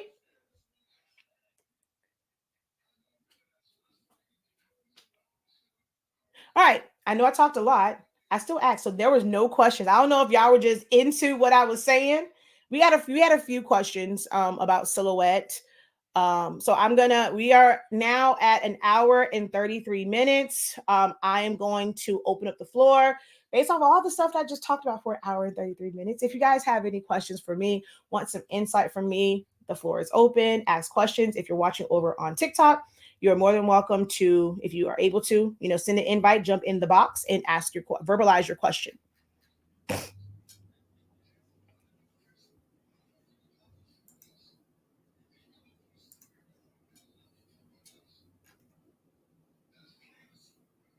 Okay, wait, I see. Luckily I went over here. So, great morning, Professor. Thank you for always being a teaching spirit, even though I am in and out of crafting more than rain in Florida. I am grateful to know you are helping others be great. Thank you.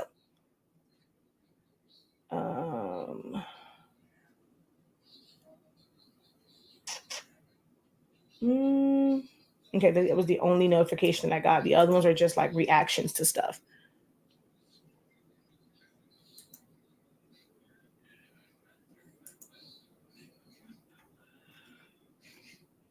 Hey, Ms. Wood.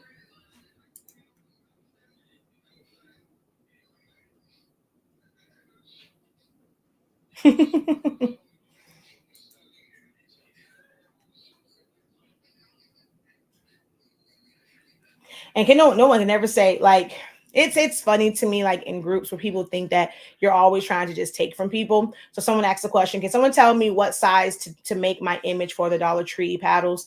And it's like, technically I have done the work where it's easier for you. It's a convenience. It's 365 for, well, I don't know if that template, actually it is on there, the template for that one. But it's simple things. Like so many people don't know, like they're always asking about like templates for stuff or the sizes. If you have an Epson printer, you have the best template maker at your fingertips. If you have any of the Epson printers that have a scanner on it, that's all you need. You're going to scan it. And if you're using a program like Silhouette Studio, you now trace that and you have the exact size that you need to put that design in. All it takes is scanning. But it's, small things like that people don't realize that printer is more than just a printer. It creates your templates for you. I'm so glad I was able to catch your live. I've learned that in order to stay productive, I have to stay off social media. It's definitely a rabbit hole. If your business is not directly related to social media, like mine is, a big part of mine is being on social media. This is where I get a lot of my content from. This is how I realize what people's like pain points are and what questions need to be answered. So I spend a good amount of time on what I consider to be, well, social media to me is like Facebook, where you're communicating with people, TikTok, Instagram. I'm not big on Instagram, but I'm online a lot. Like I don't really consider YouTube to be a social media platform, really, but I'm on there a lot, like just kind of just gathering information, knowledge. Like the amount, like the type of videos I watch, it may seem so far-fetched and then like so left field.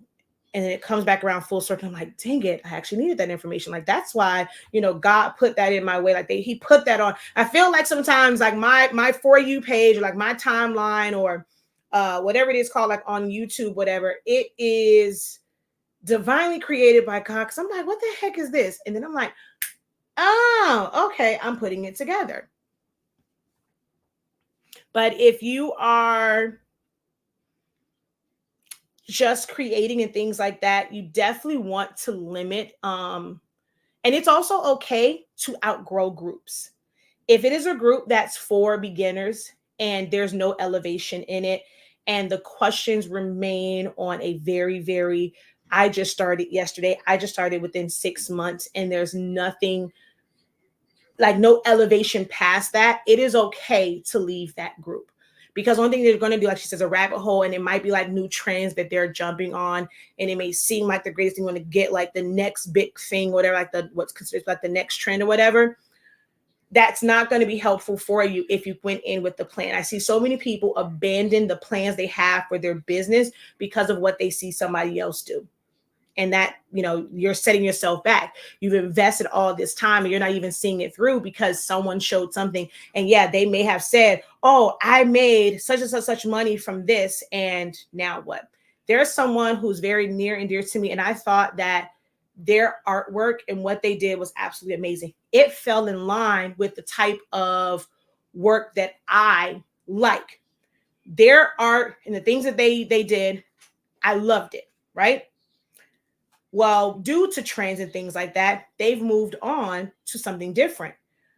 They were someone that I liked, I supported, I purchased from.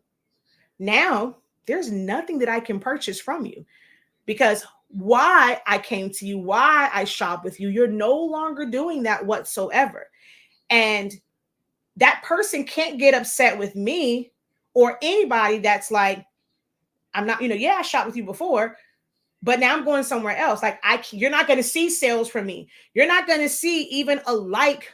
Well, I do still like videos. I don't know, or content, because I know that helps them. Even if I don't really, it's not content that's for me. The fact that they put it out there, I'll leave some type of reaction, some type of emotion to it. I may not love it because it's not something that resonates with me. I sometimes will still share it because I know that I have an audience where they're looking for those things. But me directly, I am no longer a customer of that person. I'm a supporter of that person, but I'm no longer a customer, because they completely changed their business model to something that I have no desire to get into. I have no desire to utilize that type of artwork. So at this point, we got to be okay with me just supporting you.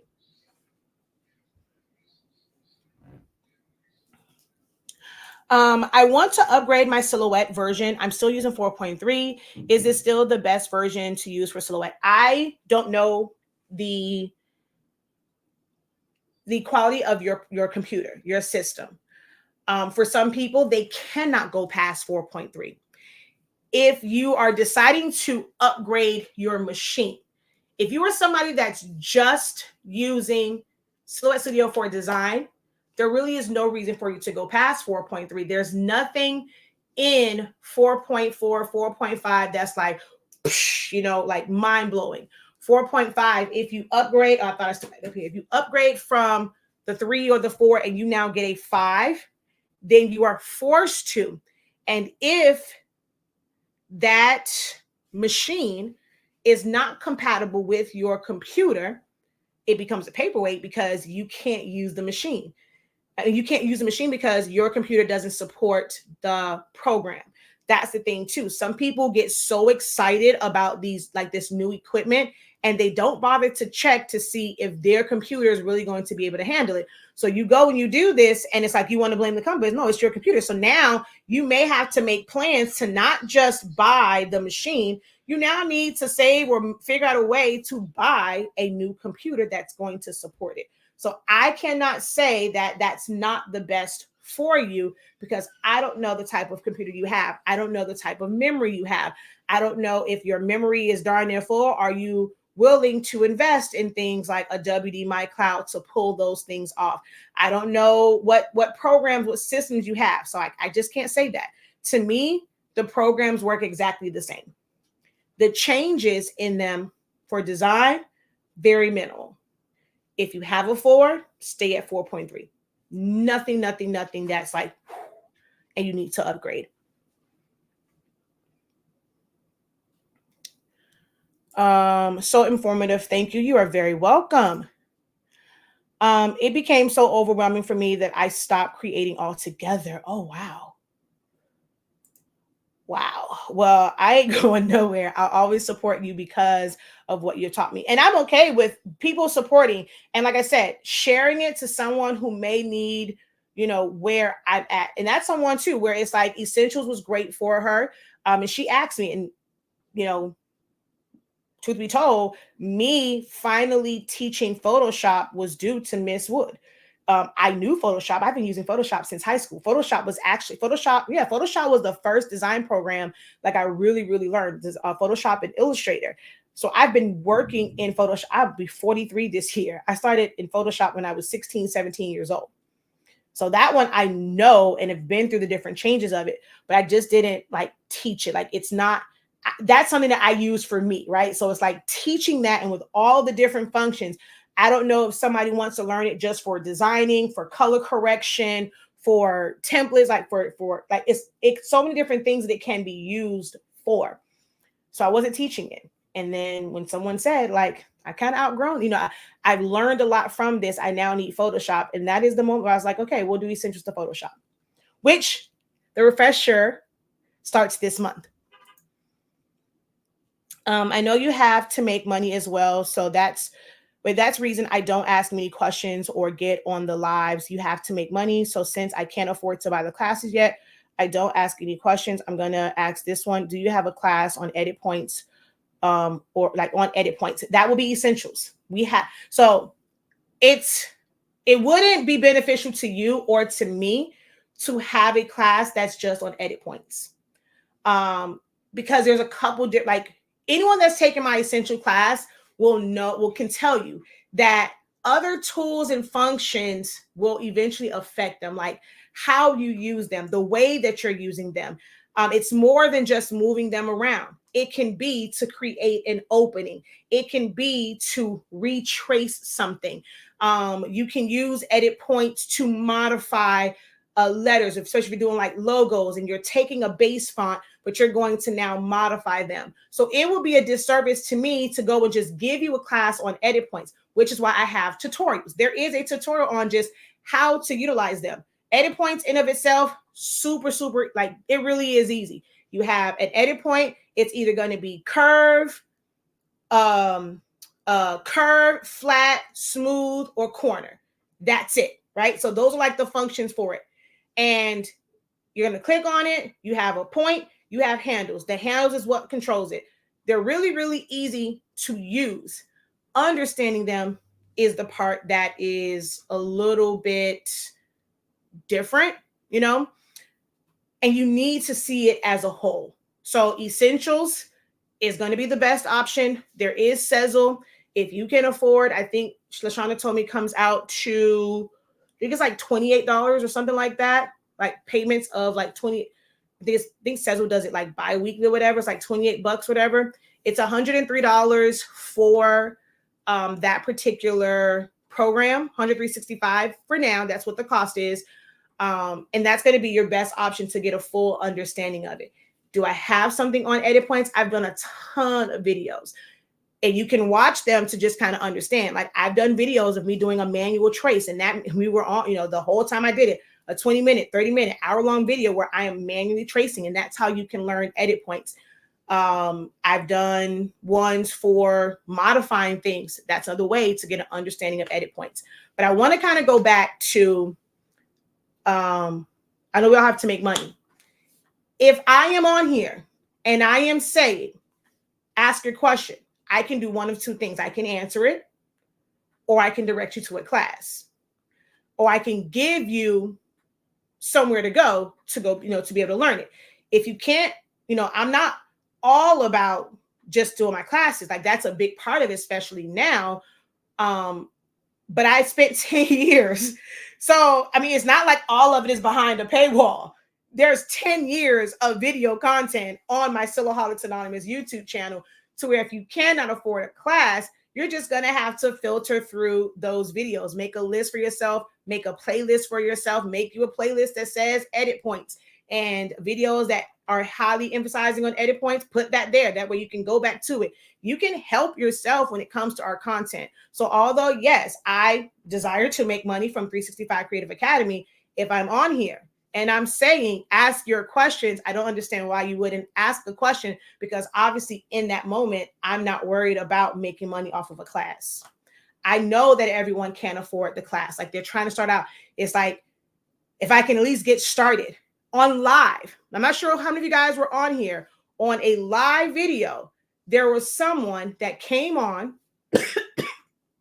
and she dropped a $500 super chat. She didn't have it beforehand, but once she got it, she came back and said, thank you. Like, I've made so much money.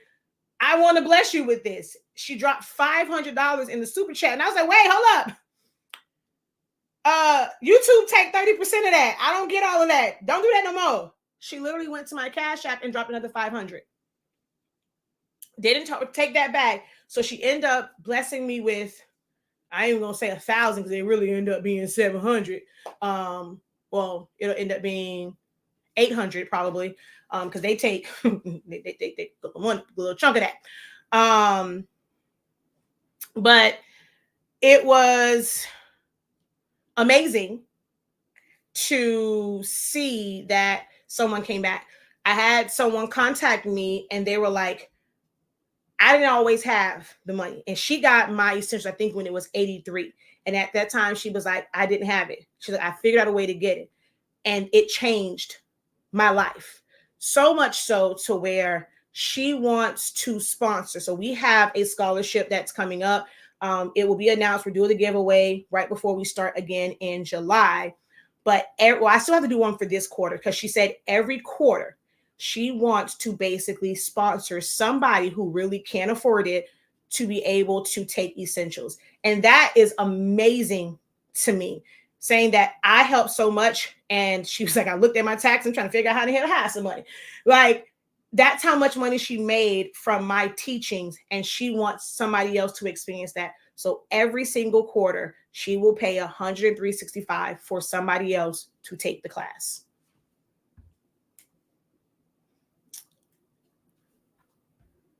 I would like to take my files off my PC and laptop. How many terabytes would you suggest for an external hard drive? At a minimum 4. To be honest, at a minimum 4.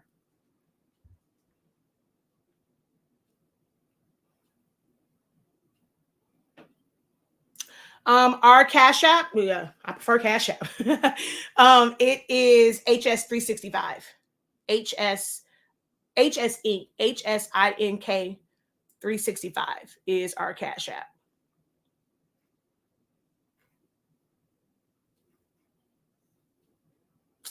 It's on this little banner somewhere. I got to find it. Oh, there it is. Thank you. Do you know where to get the polyester sublimation tank dress where they can be purchased?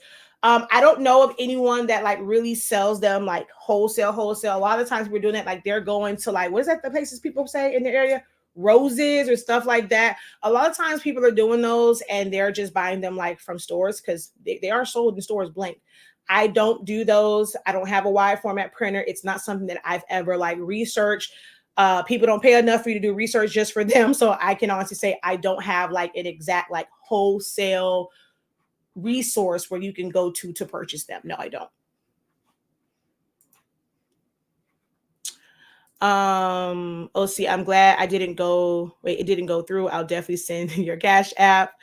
That's amazing, powerful. Congratulations, whoever they are. When someone makes a difference in your life, you sometimes have to circle back and show appreciation because if you haven't run across them, it may not have been possible. Yep. Thanks for the info. You're very welcome. All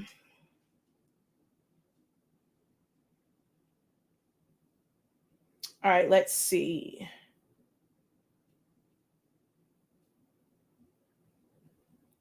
My issue is I have so much I need to do, but I don't know how to manage my time and my thoughts. You and me both, child. So it overwhelms me and I just shut down. And that is something that I suffer from quite a bit. And it took me through therapy and just talking to others. And it's scary for me to slow down. Very, very scary thing for me to slow down and to pace myself on the things that I need to do. People don't understand how hard it is trying to run a business, doing the custom items, but also being on social media and teaching in this manner, and also having the classes and having to prep for that. Then having to creating templates is a whole nother business. Like I can literally spend a day like perfecting a template where everything lines up, trying to think about everything, right? So I got asked about like templates. If I'm doing a vending machine, my template will be based off of how I do mine, right? And everything basically lines up. because I use a rabbit tool. So whatever the measurement is what the measurement is because of how I cut it. Like they're interlocked, like they go right up to the edge. So it's almost like that might as well have been one piece, and it's not, where this one is another piece. Y'all are I'm about to lose power over here.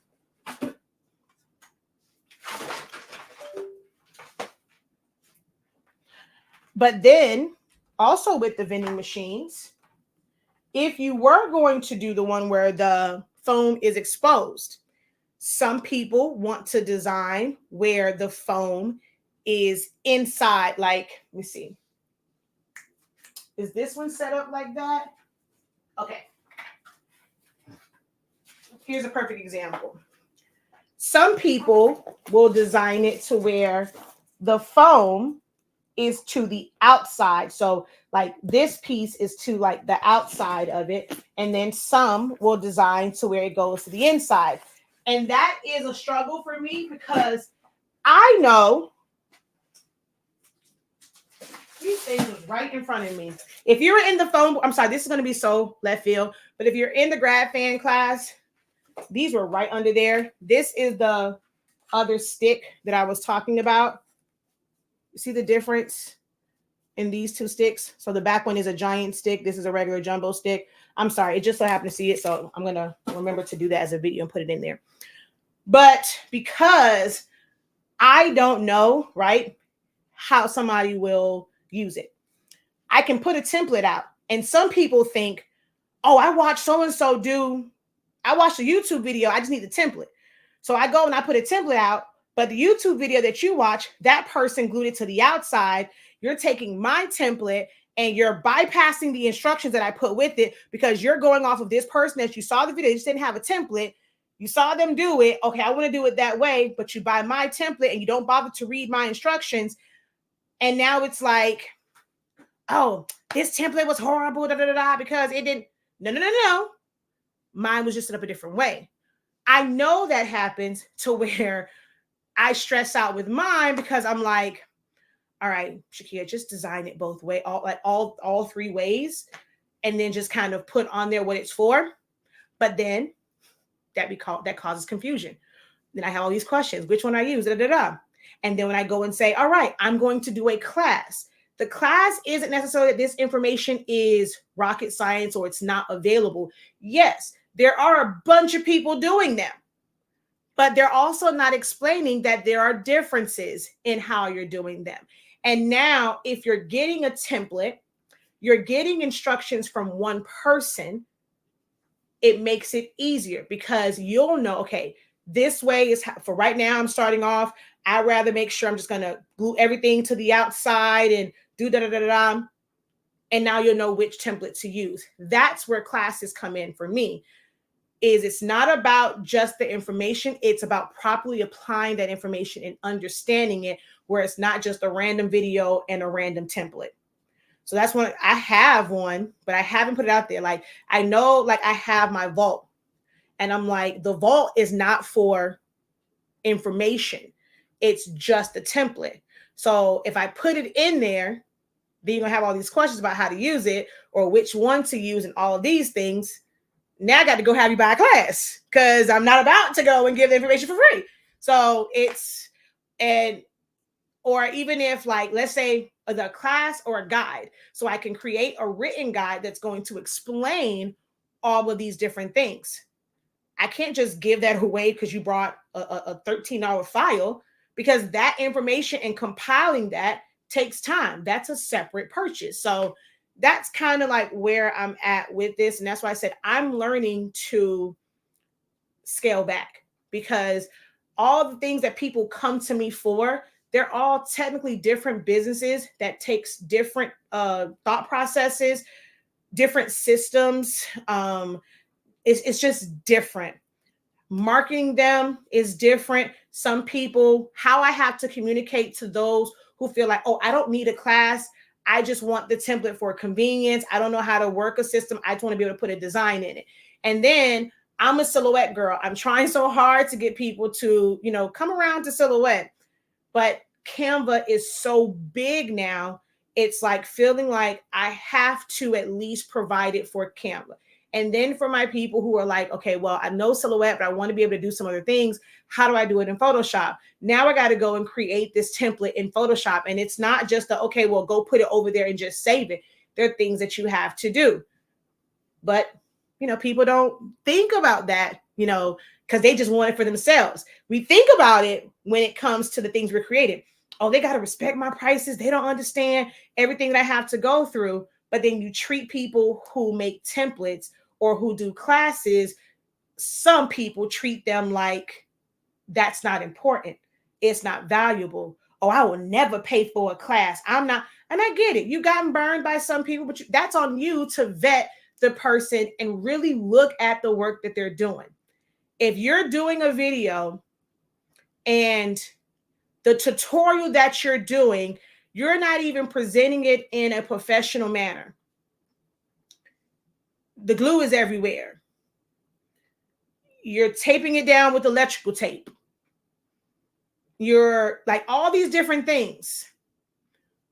You see that they don't know what they're doing, but you still go and invest in a class. It's on you. You see people where they're saying, I go get information, I just bring it to y'all. I don't design anything. I'm not a crafter like you guys. I say that I am, but I really don't make any of this stuff. I just promote it. I'm just a great marketer. Everybody else makes everything that you see that I'm teaching, I'm doing a challenge on. I ain't make none of this.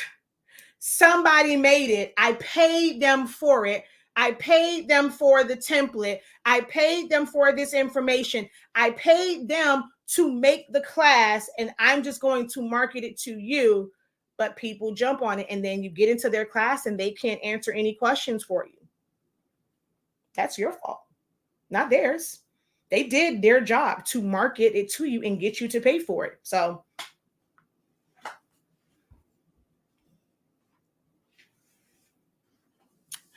I really want to learn how to design, but some software is so expensive. Are there any software programs you recommend that's reasonably priced? Is free? How does free sound to you? Miss Clayton, how does free sound? Do we like free? Is that a reasonable price? Is free a reasonable price?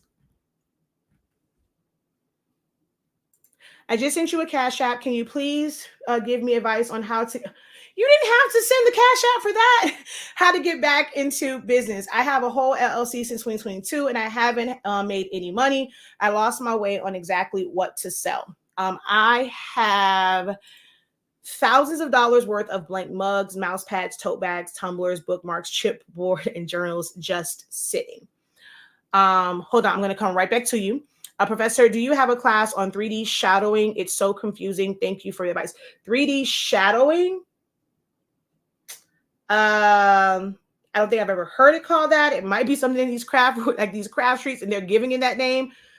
Can you give me more of like what you're talking about? Because you're saying 3D shadowing, and I'm confused about what's 3D about a shadow, because shadows are normally flat. Now, if you're talking about creating 3D, like, you know, making something where it is like 3D and it's like stacked and kind of coming out, that's a little bit different. We all do. I'm a seamstress for over 30 years and just now trying to start a clothing line. Had to work a full-time overtime job to take care of my family. Now I can focus on my business full-time. So I know it's not there. Yes, they were using electrical tape to tape down the window. Okay. Free. I love free. Wow, I just heard that said I'm learning this software. Yes. So free. Silhouette Studio is absolutely free. Are there upgrades to it? Absolutely. You can get Designer Edition. Designer Edition will make it easier for you to open up things like SVG files, PDF files. Yeah, so SVG and PDF files, which some are, they've taken the time to kind of create things, and that'll make it a little bit easier. But like JPEGs and PNGs, you can open up for free. Having Designer Edition, one of my favorite things to use, center of rotation. They saw me just use that last night when we were curving out a school name. Having that center of rotation makes it easier to kind of line things up. That is one of the a part of the paid upgrade. It's a one-time payment for Designer Edition.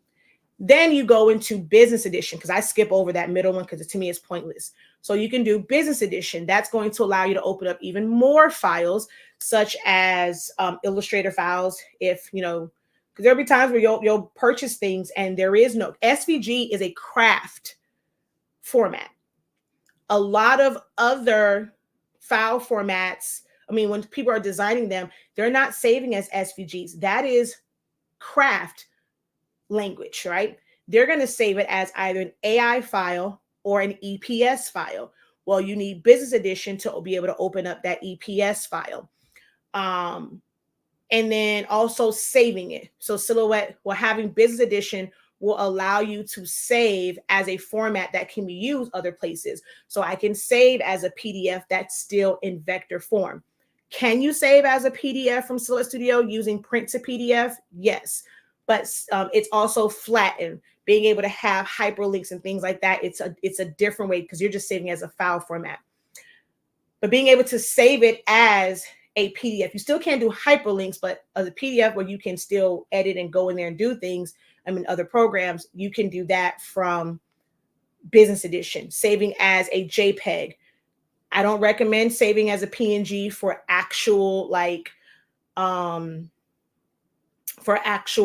projects, but you can save as a PNG. You can save as an SVG and be able to sell SVG files to others.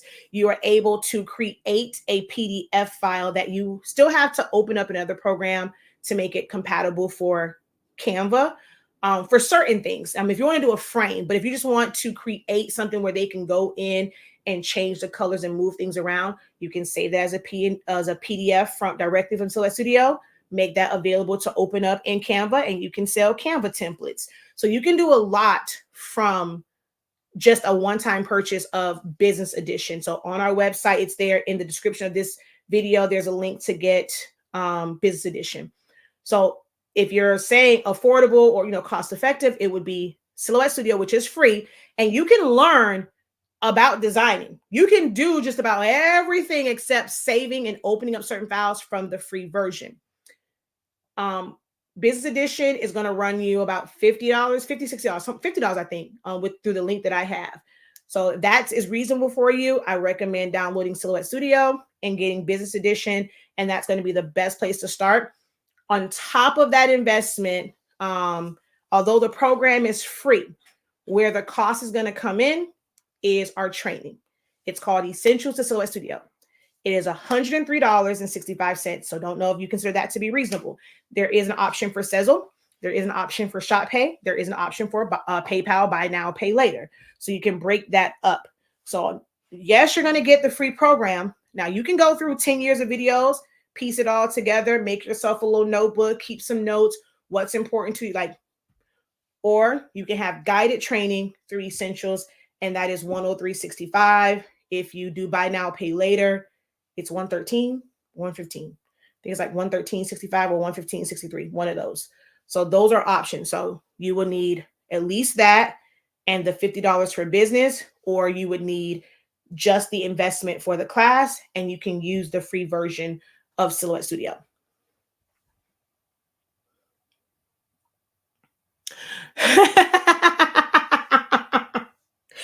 I'm just saying.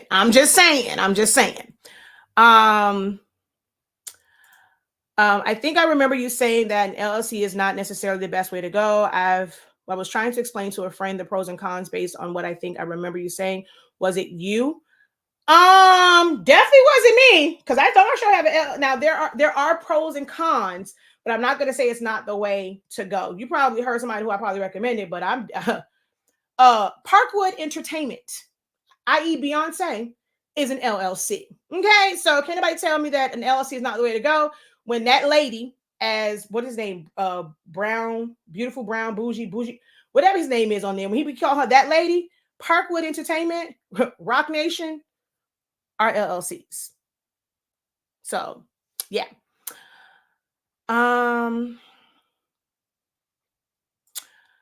I hit the send button before I was ready. Everything can get overwhelming when you are trying to be successful. I love Business Edition, and I forgot how to do basic things in Photoshop, but I don't know how to design in anything else. I always use Microsoft Publisher. That's not a design program though. Silhouette changed my life. Canva, I do not like. Yeah, it's like for me. How does it compare to Design Space? There are two different programs. Cricut Design Space does not compare. You cannot manipulate in Design Space. You cannot save outside of Design Space, so they do not compare. All right, so I'm going to close out, unless something like really, really crazy kind of comes up. I'm going to close out with this, right? So, hold on. Let me make sure. I saw something over here about graduation. Will you have any more live graduation subclasses? Well, so glad that you asked. If you enroll, you can always, all of our classes, you can always enroll in at any time. We have the master program for graduation going on right now. We just finished session three, which was on fans. On Saturday, it's Sublimation for graduation. So that is a live class this coming Saturday, as in 2 days. And it's going to be on all things actually, I called it Sublimation for graduation, but there are some things in there that's not really quite sublimation, but that was the only place I can kind of put it in. But the bulk of it is Sublimation for graduation. So you are more than welcome to enroll. The cost is $125.63 if you're going to pay for it straight out, $135.63 if you're going to do buy now, pay later. You get access to the playbacks immediately. Last night's playback link is up. I still have to do the segmented part sometime today, but the playback link is still up. Last night, it was 4 hours. I don't give you fluff. Last night's class, and it's not like a bunch of like, oh, we just sitting here, talking and chit-chatting. Well, it was a 4-hour time frame. We had, I always do kind of like a little grace period. So class opens up at 6:30, but we didn't get started until around like 6:45-ish, whatever. Because I want people to, try and like get in the room before I can really get into the nitty-gritty of it. But from the time the class started till like it ended or the Zoom room was open, was about 4 hours. And I don't give fluff. Like, it's not like filled with a bunch of information that's not important every single second, except for when I could not find my laminated cardstock and when the Cameo played me. But even that's a learning moment. It's 4 hours of education, helpful information. It's not like 4 hours of wasted time. Some people are like, oh no, it's too much. Like, you are going to learn something in every second of that training. Everything on like choosing fonts, the way the pictures are, how to use them, how they work differently in templates, and why you need to have more than one template because every picture is different. How the same template can be modified just a little bit to make it work for certain things. If your picture is longer, what's the best? Like, you're getting all of this, which it can be a lot. This is your first year, you take a little bit and maybe, purchase or get the template vault and have a couple of the templates and just kind of work those maybe your first year. But that information will last you a lifetime. It'll help you pass graduation as well. But Sublimation for graduation is on Saturday, and we're going through a lot of things. If you've never tried my method for tumblers to get perfect tumblers, we're going to go through that step by step by step by step. We're doing the pillows, buttons, keychains, something else. Because we know we're going to do Sublimation grad cap toppers. That's the following week. So you can still enroll, and we will see you on Saturday. Nope, it's not almost over. And even if we have study hall sessions, so, oh wait, my bad, friend. My bad. My bad. My bad, girl. My bad. Because she on it. See, yes. So they don't know over here. So I'm gonna explain it again. Thank you for that. We have study hall sessions. Your 125 includes time with me outside of the session because it's a lot. That's 4 hours, right? So you may need time to rewatch it back, go over your notes, try it, because you can't really do it a lot of times in real time. And when you're doing it yourself, it's like, okay, some effed up over here. Guess what? You're not by yourself every single Sunday. Well, not every Sunday. It's like, and right now we're like every other Sunday. As we get closer to it, I might kind of change it or maybe add like a day, like a daytime kind of like a weekday daytime study hall session. But I don't leave you by yourself. We have a study hall session. So if you miss, like you watch the first 3 and you're going through those, you come to, hey, you watch that, you have a question, come to study hall and I'll break it down for it. I can't go through like the whole teaching again. Like if it's specific things that you tried, you can show me that you did understand it. Hey, what did I do wrong on this? Or this is the font that I'm considering and like, what do you think? Like, how can I make this better? Come to study hall session, bring those questions, bring those examples, show me what you've worked on and let me help you. So know that when you sign up for it, it's not just, oh, just take this class and then that's it. I help you through it because I understand that some people, you'll take a class and you'll have questions afterwards and there's no way to get those questions answered. I don't like that for y'all. I don't like that for me. So I make myself available, and that's why the price is the price, because it's not just the session and hey, you're on your own.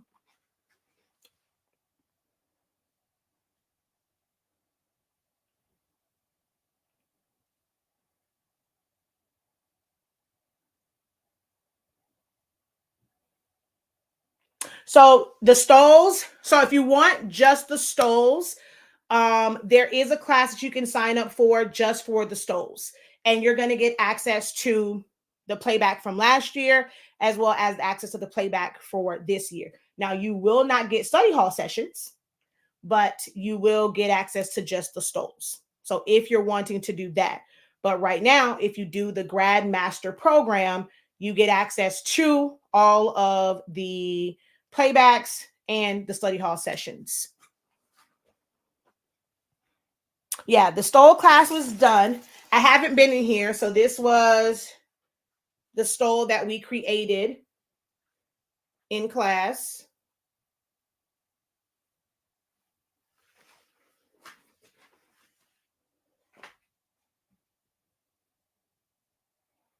I'm not doing any therapies anymore. My last therapist, oh, love, wait, oh, her lover. Oh, Lord. Oh, oh, oh. Well, that's heavy. Girl, that's a lot. Jesus. Woo. Dang. Girl, all them people off it. Oh, Lord. Yes. And you get access to the student union. And that is a group where you can post questions there and get answers there as well. So, all right. So,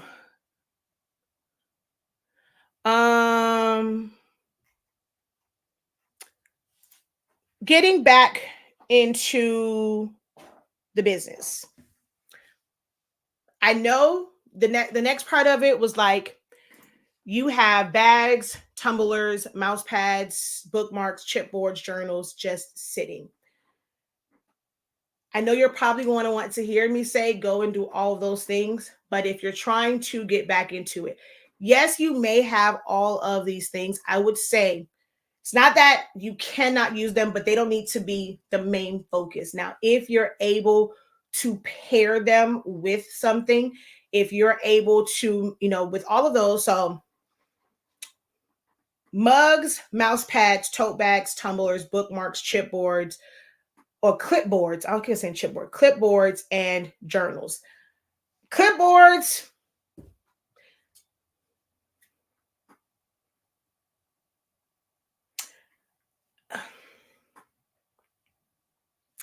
I am not the person that believes that everything needs to be a sublimation blank for the average person, right? I don't know too many teachers who really care about a sublimated clipboard. And then what's kind of weird to me is when people have the clipboards and they don't do both sides. If I'm going to submit a clipboard, I want to be somebody that like the person's going to find value in it is somebody that's going to use it and it's going to be visible. Maybe a coach, maybe having this clipboard that's not like a standard one. And, I watch, basketball, and they'll have a clipboard and it has the basketball court and they're drawing plays on it. It might be one where it's like set up for like football. It might be something that's set up for like baseball, or it might be something set up where somebody can use its conversion on it. It's not to say that it can't be used for. I'm just trying to figure out what's the purpose of a clipboard that just has an image on it. And especially when you have the image on the side, because a clipboard is meant to clip papers. So if your papers are there, what's the purpose of it? If it's going to be something, let's say if it was for students, right? If it was, you're going to create these clipboards and you're going to market them to parents and things like that, something that they can do their homework on. I know for us, we use clipboards a lot. If the kids need to do their homework in the car or going somewhere, or just for Zion wanting to have an activity, like something to do like an activity book, you can't press on, it's when it's soft. If they decide they want to have their coloring book, or he wants to do his homework, we're not at the table, we're sitting on the couch, whatever, he needs something hard to press on. It's useful for kids. Now you can do it that way and it might make them want to pick it up. It's theirs. It's kind of an identifier because it'll have a design on it. But that's the plus. That's the cherry on top. But when you are marketing it, you're mentioning those things, right? As a parent, I know that when we're on a long trip, you need a clipboard. You have multiple kids. How do you know who left their clipboard out? You got a bunch of them that's just brown, and then they're all using it. Who left it out? Wasn't me. It was. But now they're personalizing it, and you're going to talk to them and say, even for tumblers. Oh, in our house, it's like, look, this yours, this yours, this yours.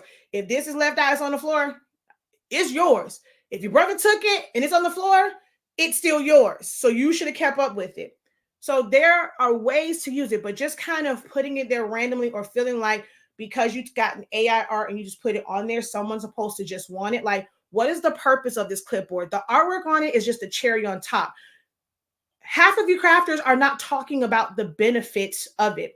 Or if you're going to do it, do you have a market of bakers? You're going to market this to bakers to where their conversions on there, their ounces to quarts to grams, gallons to fluid ounces, things like that, where they can easily go. So if there's someone that does recipes, instead of they'll have their recipe, they can use this clipboard, they can clip the recipe to it right under that. Maybe you're thinking about the design so where if you have a recipe card so that you can easily see the conversion, you have the top portion, you have the conversion. So even when it's clipped, they're not clipping a full paper, they're going to clip their recipe, they can see the conversion, or they can easily flip it.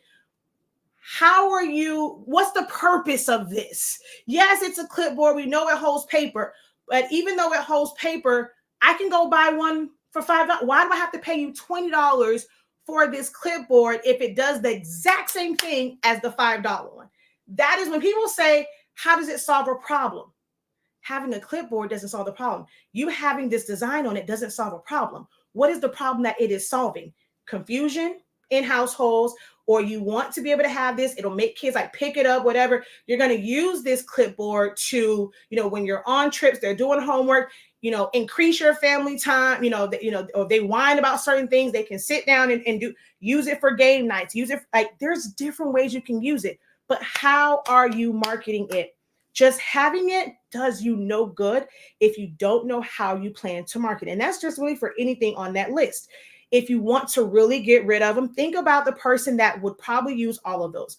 Some people think that if you sell someone a mug, you can't sell them a tumbler and vice versa. Well, they serve different purposes. I may want the exact same design. There's going to be times where I need a mug. There's going to be times that I need a tumbler. They serve different purposes. I may use my tumbler as just a water bottle. I don't put anything else in here. I don't put soda. I don't put juice. I don't put tea. I don't put coffee. I use it just for water. But when I want my teas and things, but that inspirational message, it's on both. So I'm still going to have those feel goods, whether I'm using my mug or I'm using my tumbler. So now this is where that bundle comes in, and not just because you got this stuff and somebody said put in a bundle. What is going to be the purpose of it? So when you're advertising, you're doing your marketing, you're doing your flyers, you're talking to that person who's going to utilize all of these things. Just to get rid of it so that you can start from scratch, you may need to figure out a way. Do those, have the same design on them, and you're going to sell that as one big bundle. A mug, a mouse pad, a tote bag, a tumbler, a bookmark, and a journal. And it's in one big bundle so you can get rid of that inventory. It's been sitting. Do you need to make top dollar for it? It's been sitting for how long? It didn't make you any money. It's sitting there. So even if right now, to get it out of there so that you can focus on the things that you want to focus on, sell it at cost or a little bit more. You've been sitting on it. It ain't made you no money as of right now. So anything that you make off of it, you're going to make your money back, or it's going to still consider to sit there because you're going to be stuck in this, but I want to make a profit all my time. It's sitting there. Just get rid of it. Make that a very tantalizing bundle just to get rid of it, get your name back out there, but on the back end, making a plan for the things that you actually want to do, and don't go back into that rabbit hole of buying all this stuff just because you see people doing it. Stick to your plan and scale and add things, increase your streams of revenue by adding additional products when you are ready for it. Make sense? But the first thing to get back into it is figure out what the plan will be. We do pro calls where we can help you navigate and figure out that plan. So we do those as well.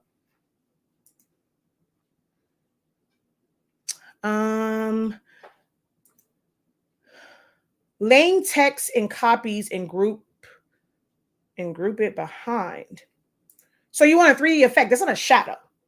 So we have that in Essentials. So we talk about the replicate tool and using that and doing multiple replicates and then connecting them and using your edit point. So that is, so if you're talking about like a 3D effect, like a text effect, yes, we have a text effect class that goes over that, but it's also in Essentials during the replicate day. Shadowing, a shadow is a shadow. It's a copy, you take down the transparency. That's what a shadow is. Some people will say it's like I've seen videos and they're saying shadowing, and maybe that's my issue because I'm like, I'm not using these terms that y'all consider to be shadow. Like when somebody puts an offset, they're like, the shadow around it. I'm like, an offset? So I don't know. Like when you're saying shadowing, we do go over because there is a shadow feature when you have designer or above. But I also teach the free way of doing that to just make a duplicate or make a small offset, move up to the side, fill it in with black, and take the transparency down.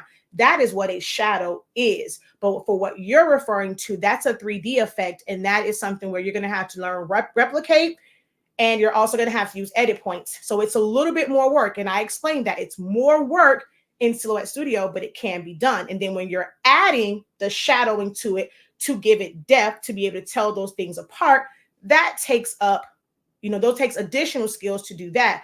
Whereas for what you're trying to do, Illustrator has kind of a plug and play that will create those for you. You can end up putting one color, putting another, then you do what's called the blend, and it's going to create that 3D look and also put those different colors, those shadows and highlights on there for you. So it just really depends on what it is you're trying to create. Silhouette Studio, if you're going to do a lot of them, Silhouette Studio is not going to be the best program for you. It's going to be for you to invest in Illustrator and learn about blending.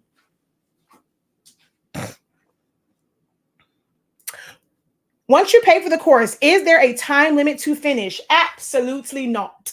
You have unlimited lifetime access to everything that I teach you, which is why I cannot go to subscription-based. So many coaches are trying to get me to go to more of a subscription-based, and I refuse, because subscription-based means if you hit hard times and you can't pay that subscription, you now lose access to the information that will be helpful for you. That's why it's like all coaches aren't great, because they have in their mind how they think that you're going to be successful, and they don't understand, like truly understand your business model. They're trying to clump everything together. And it's somebody who's trying to get me to do subscriptions, but I'm like, this is information that they may need 6 months from now, a year from now, 2 years from now. And it's like, oh, well, when they need it, they'll come back and they'll pay for it to get access to it. At least you're getting that all the time. And I get that, but it just doesn't sit well with me. So my classes are reasonably priced, where you get unlimited access to it. Once you pay for a class, it is yours. We provide the playback in 2 different manners. One of the manners, it will never go away. You will literally forever have access to it, unless something crazy happens with that particular platform. Yes, I never understood folks going crazy with putting designs on the flip-flops. The person's big sweaty foot is covering it up. Yeah. Thank you. You're 100% correct. So either the protocols, how do I book through the website? Yes. So it's basically just the business one-on-one calls. I need to put that where it's easier to find. I'll work on that this week. But just if you at least email me, I can always send you an invoice, or like just send you the link directly to it. So if you email me at theprofessor@hsink365.com, theprofessor@hsink365.com. Let me know. Also send me like your availability. Then I'll pretty much, send you the invoice, or send you to where you can book it, and we can set up the Zoom session. Incredible afternoon. Later. All right. I have to go to Florida Flex. Don't know how in the world it happened, but there was absolutely no adhesive on the back of my sister's DTF prints. Like some of them, like no adhesive. Don't know how that happened. So I got to go take her stuff over to Florida Flex. It's been an hour ago. I said we were almost done. We've been on here for a whole another hour. It's now 2 hours and 30 minutes that we've been on. But I also haven't been on live. So I knew this was going to kind of sort of happen. I haven't been on live in almost 2 weeks. So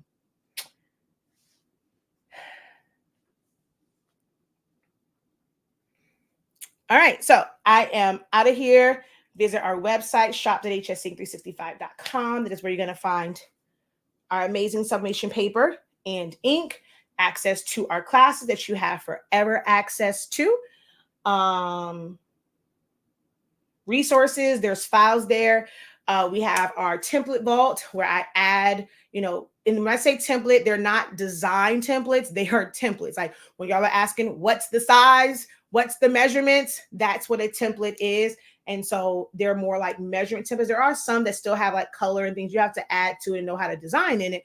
But all those are there. All of our grad fans, the ones for stoles, yard signs, like there's so much there for 8365. And I'm always, adding to it. So,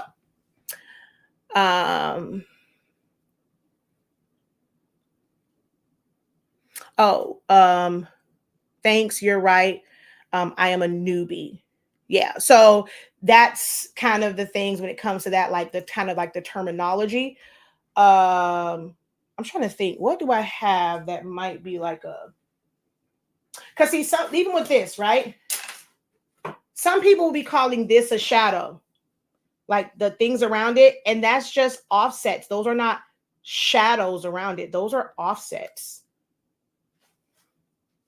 There's a shadow in her name, like behind her name. I'm sure you can see like that gray. That is a shadow. But the 3D effect, I don't think I have anything over here that's really in 3D effect. Although we have done some before. I'm trying to think. I don't think.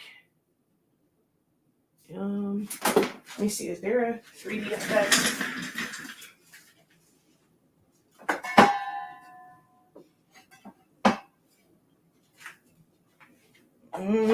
Not quite on this one. But all of these were designed in Silhouette Studio. Both of these were fully designed in Silhouette Studio. So when you're asking for a design program that is reasonable, this design program is free. You can't beat free and be able to create amazing designs like this. It's this one is a whole Barbie box. like the front, how the front of the Barbie box look, how the back of it will look with consumer stuff and all sorts of things. All done. Now, certain elements comes from different places, but all of it pretty much was put together in Silhouette Studio. All right. Do you have a private session for one-on-one on our website? I do, but I highly recommend that you email me first. Let me know what it is that you're wanting the one-on-one session for. Some people will say that they want a one-on-one session to learn like designing or learn Silhouette Studio. When it comes to that, there's only so much that you're going to learn in an hour. So you can either pay me $50 to $75 for a session to go over a small portion, or you can pay $100 for a program that gives you, in the first part of it, it was 30 days. That's well over 40 hours in the first one, breaking all of it down. You have time to we do like I do, we do, you do, kind of like type of setup, and you're going to be able to like click on it. And then we just did a refresher, which was 13 weeks, each of these sessions averaging an hour and a half to 3 hours long. And there was 13 weeks of this. Not only was there the refreshers, we did study hall sessions every single week. So we had these sessions where people could ask questions. All that for one price. And it's worth way more than $103.65. Every time a coach or someone, they see that and they're like, there's no way, you should be charging more. I also know my audience. And the average person who's starting out, you need the information that's in my classes. But until you at least get a little bit of it for you to apply it to make money, you're going to always see that, oh man, it's too much. It's not directly making you money like the machines or the printers are, but you need that information. So I keep it real affordable because there's always going to be more that you need. I have some people that have spent well over $3,000-$4,000 in my classes because they've literally taken every single class that I've ever offered. So I try and keep it affordable for you. So you can do a one-on-one session. I have people do that. Like whenever we're doing that, it's usually for one specific thing.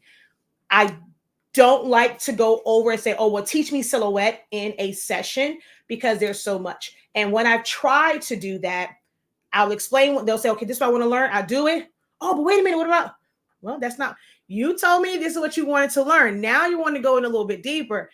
Learning the program and learning to design how to apply it are two different things. So when you go into a program where you're getting how the tools work, and then on the back end or taking a class on design, now it's pulling all of it together. That's different. So I do offer one-on-one sessions, just depends on what it is. I prefer them when it's like business stuff. It's like, hey, help get me on the right track. Let me know, help me figure out my thoughts and what all I should do or whatever. Or people will do sessions where it's like, okay, this is the design I'm trying to create. Help me pick the right font. How do I search the images? Or this is the picture that the person gave me. I'm confused on how, like, this quality. Should I be using? Should I ask them something else? So it's normally for something specific when people are booking one-on-one sessions with me, and not just, hey, I just want to learn how to design. I want to learn how to do X, Y, and Z.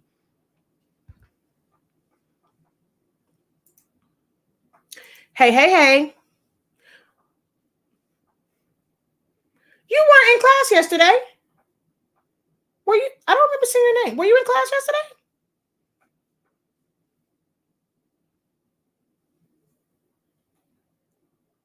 I don't remember seeing your name.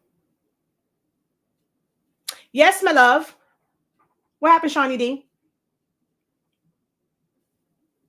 I got a hole in my dress.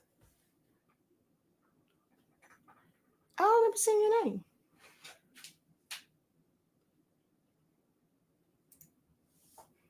And I don't remember you talking to me. Normally, I'm going. I mean, it can close no time soon.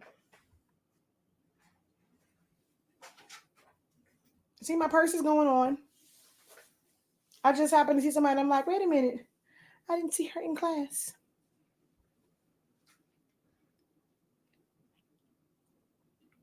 You were out celebrating. It was your birthday? What you celebrating? It was your birthday? Hold on. Let me go over here. Let me see. I missed the birthday. Did you tell us it was gonna be your birthday? What you were celebrating? Let me go in here and look. No, let me see. I don't see nobody saying happy birthday to you. Okay, so I'm gonna stop being nosy because it wasn't a birthday because anybody saying happy birthday. So okay, you were just out celebrating with somebody. Okay, you're forgiven. All right. All right, y'all. Let me get up out of here. I'm being nosy now. Oh, you were doing some clocks. Oh, okay. Oh, that was in 2023. I was like, why I see them other people paper. I'm just playing with you. But all right. Oh, your Zani what Zani Mani's, oh no, Zani Mani's is in 2 weeks. Zani Mani's birthday is the 19th. So all right, y'all. Until next time, have a great one. Continue to unlock your creativity and be incredible. Peace.